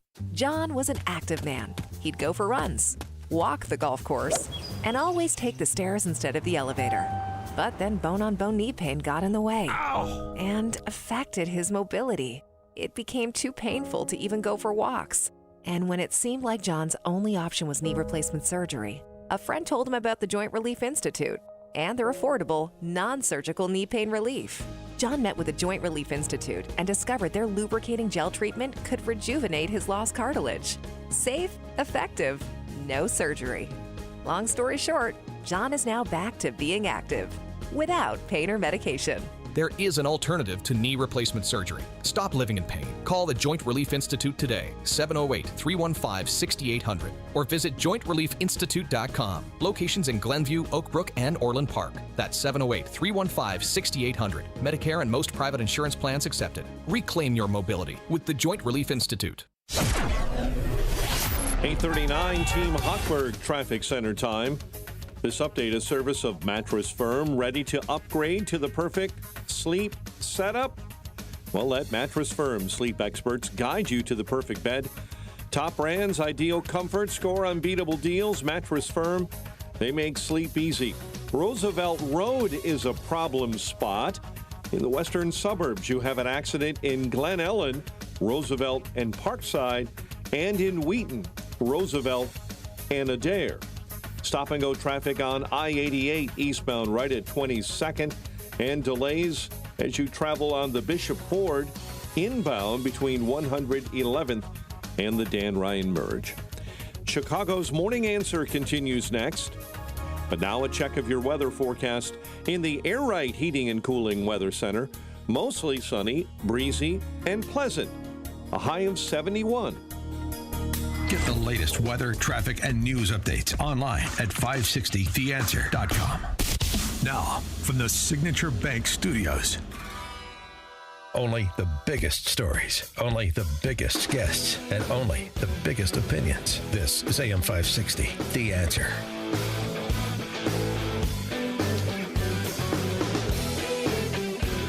Top of the morning, Dan Proft here. There is a new documentary that is premiering on Saturday in Rockford at the Hard Rock Casino. It is entitled Some Function, and it's the story of America's all-veteran wheelchair rugby team as they fight to reclaim connection, identity, and purpose after tragedy. The story started here in Rockford, as the trailer suggests. Now it comes home. It's already been well received. It's produced and co-directed by a Rockford area native and Marine Corps veteran, Noah Currier. And the details, again, this Saturday at the Hard Rock Casino in Rockford. You can get tickets at casino.hardrock.com. Casino.hardrock.com. Doors, red carpet, 6 p.m. Screening, 7 p.m. Live question and answer at 8:30 p.m. And one of those rugby players is Brian Anderson, who's a combat veteran, triple amputee, Purple Heart recipient. He's also an Emmy Award-winning host, actor, and author. His memoir, if you're not familiar with Brian Anderson, get familiar. His memoir, which was very well received, is entitled No Turning Back as well. Pleased to be joined by Brian Anderson. Brian, thanks so much for joining us. Appreciate it. Oh, thank you, Dan. Thank you for having me. I really appreciate being here. Yeah, no, our honor. So before we get to the film, I mean, just it's kind of I only know a bit of it, so I wanted you to tell the story about how you went from recovering from the injuries you suffered to acting, and you literally had a run-in with Gary Sinise. Oh yeah, and I work for him now. I'm one of his ambassadors, but. You know, in 2005, I got blown up, and I spent 13 months at Walter Reed, and Esquire magazine really wanted to do a story on a soldier, and so they asked if they could do it on me, and I was like, sure, why not? And they really liked my attitude and then the whole story, and they were like, well, you know what, we're going to go ahead and put you on the cover.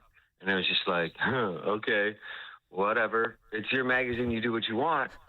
And that opened a lot of doors for me. And in that, it said that I wanted to be an actor and a stuntman. And that, if I could help one person get through something because of all of this, then it kind of sort of makes things worth it. It's like paying it forward. And a lot of people saw that. And the stunt coordinator for The Dark Knight, when they were filming The Dark Knight down in Chicago, had seen that and was like, oh, hey, we're doing this down here. Do you want to come down and check it out and see if it's something you'd like to do? And I was like, well, yeah, absolutely. And so I got to go down there, and that's how I first got introduced to movies and stunts, and I kind of just made it work and roll on from there. And the meeting with Gary, how you first met Gary Sinise? Oh, yeah. So he came to visit Walter Reed and the Soldiers, and I knew that there was a peer visitor that had come. That's what they called him. 30 people walked into the room, but it's when one of the celebrities came in. And I was practicing walking on prosthetic legs. And as I was walking around the room and now pushing through these people, like, excuse me, I tripped and I fell into Gary's chest, and he stood strong and held me up. And I pushed myself back up, and I looked at him, and I was like, holy crap, Gary Sinise. And he looked at me, and he's like, whoa, the real Lieutenant Dan. And I was just like, oh, no. I could never be Lieutenant Dan. You will always be Lieutenant Dan. But holy cow, it's an honor to meet you. And we ended up becoming friends from there. He's a Chicago guy, Highland Park. And after coming out on the cover of Esquire, I started running into him a bunch, going to the same events. And then he was just like, hey, I think you should travel around with us, the Lieutenant Dan Band. And then now I've become an ambassador for his foundation, which is pretty amazing. Yeah, it's much better going into acting, much better than going back to a job I think you previously had as on the ground crew at O'Hare, right? That is correct, yes. And I would absolutely take that over working at the ground at O'Hare. Although I do love my American Airlines family. Like, that was great. I loved it. So tell us about this Oscar Mike Militia rugby team. Okay. So Oscar Mike is this foundation that helps wounded veterans and disabled veterans get back on the move. Oscar Mike is military jargon for on the move. And we really wanted to help, Noah really wanted to help other veterans get back to good and get back on the move, because life isn't over and you got to get out there, you got to get your body moving. And it really does kind of heal you in great ways. Well, then he created the wheelchair rugby team. And man, that rugby team is amazing. We started playing rugby. We have this group of veterans we brought in, and we all help each other heal.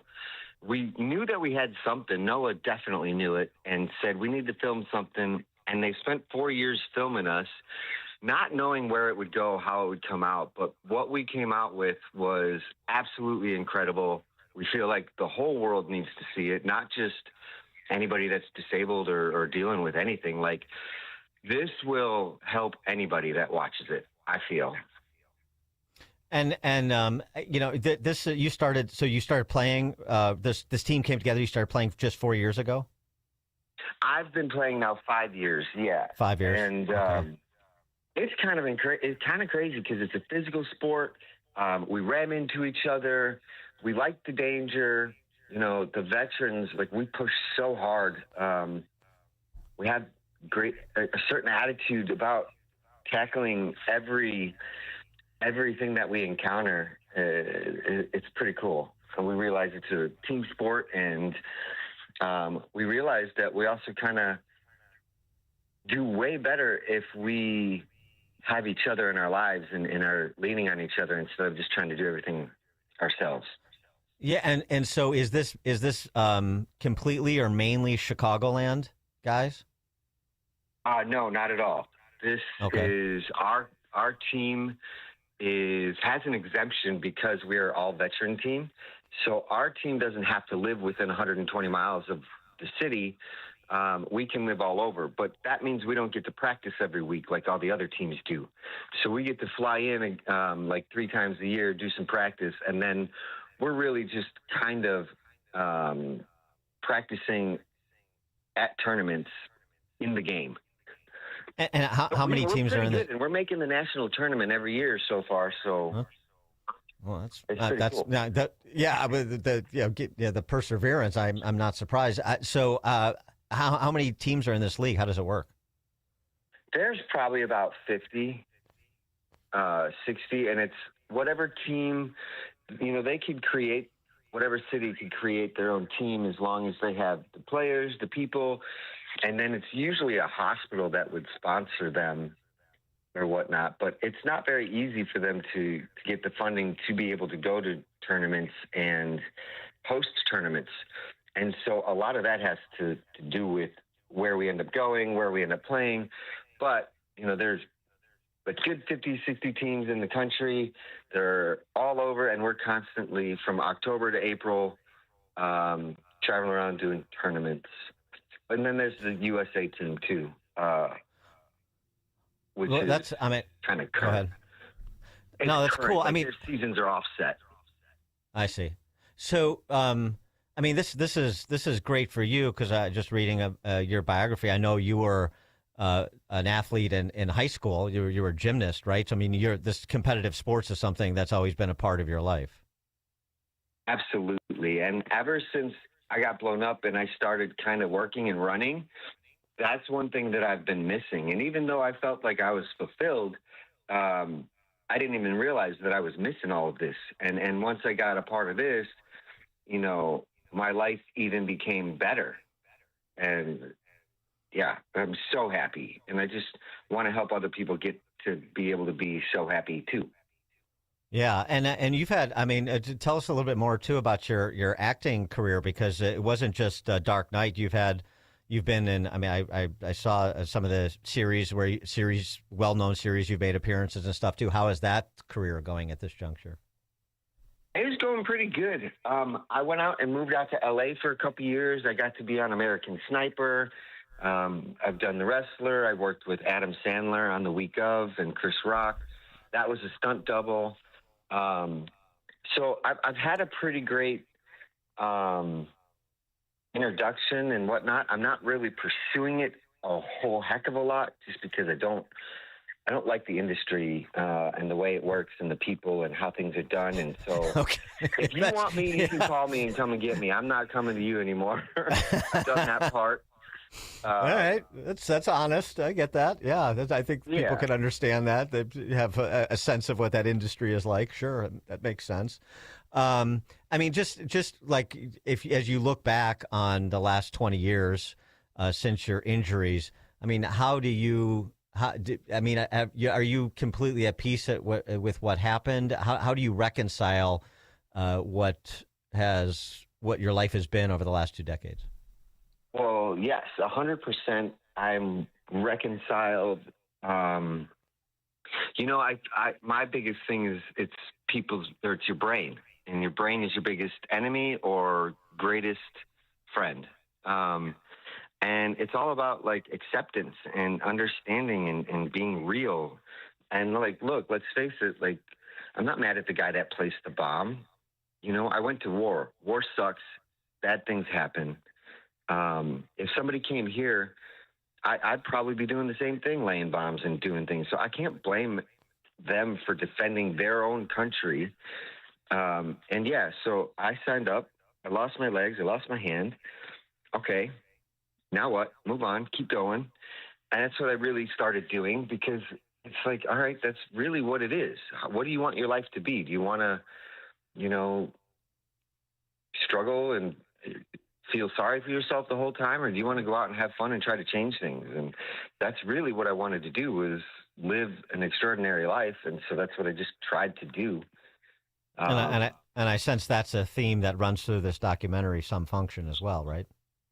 Absolutely. And I want people to know that, even though I've done a lot, this is not about me. It's about all of us and how we all come together and find each other and heal and go through things and just continue to push each other through them. And oh man, you'll leave watching this feeling so good. It is. I haven't seen a documentary that makes you feel so good before, or creates this kind of emotion and feeling as you're leaving. Because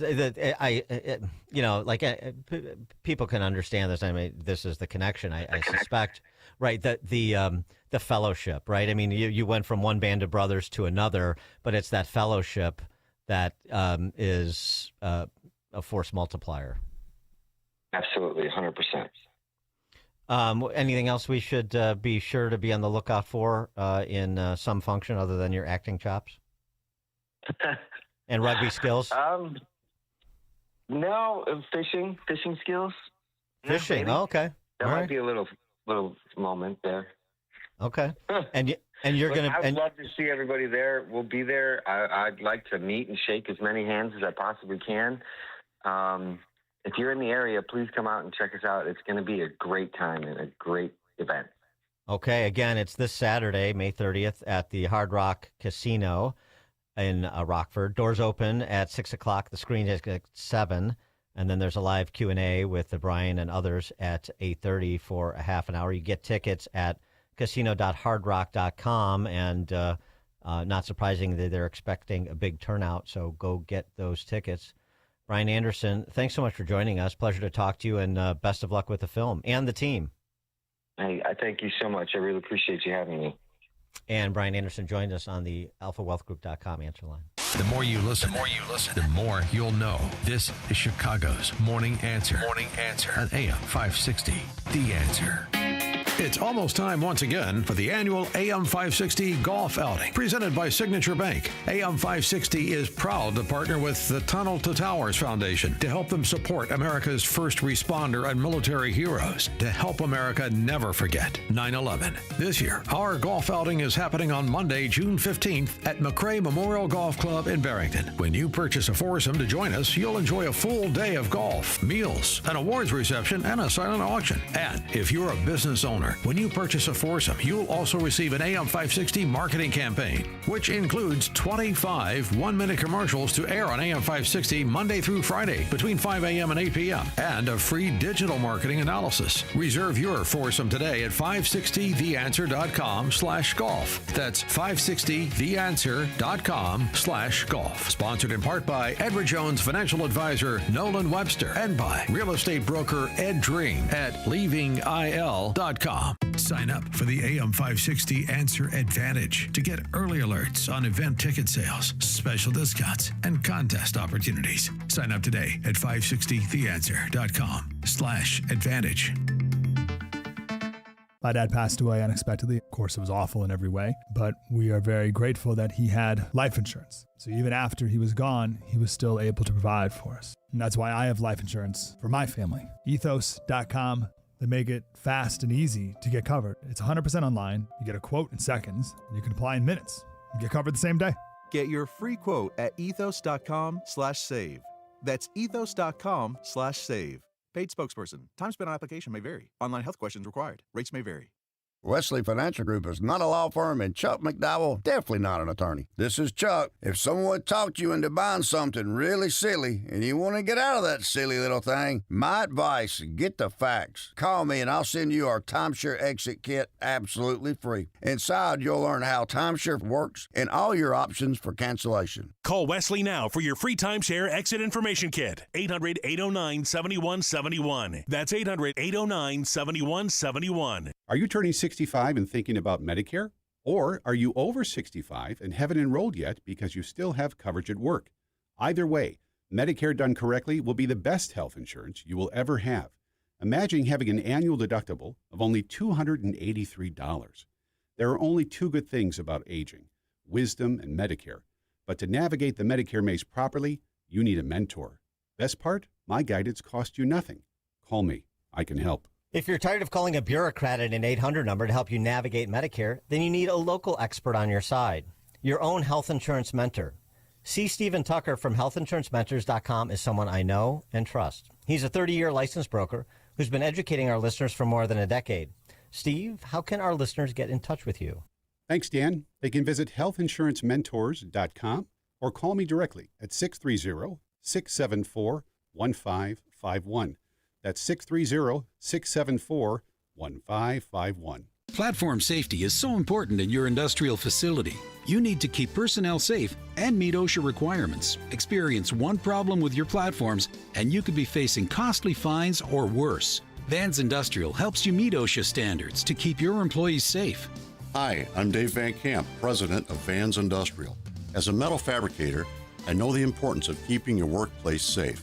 Vans Industrial is a specialty contractor, uniquely equipped to design, fabricate, and install safety equipment including steel catwalks, handrails, stairways, and ladders. Our team of union building trades mechanics can inspect existing systems, engineer solutions, fabricate quality steel products, and install it all, creating a safer workplace environment. Call 833-VANS-IND for a free inspection of your building. See what else they can do for you. Visit vansindustrial.com. That's VANS industrial.com.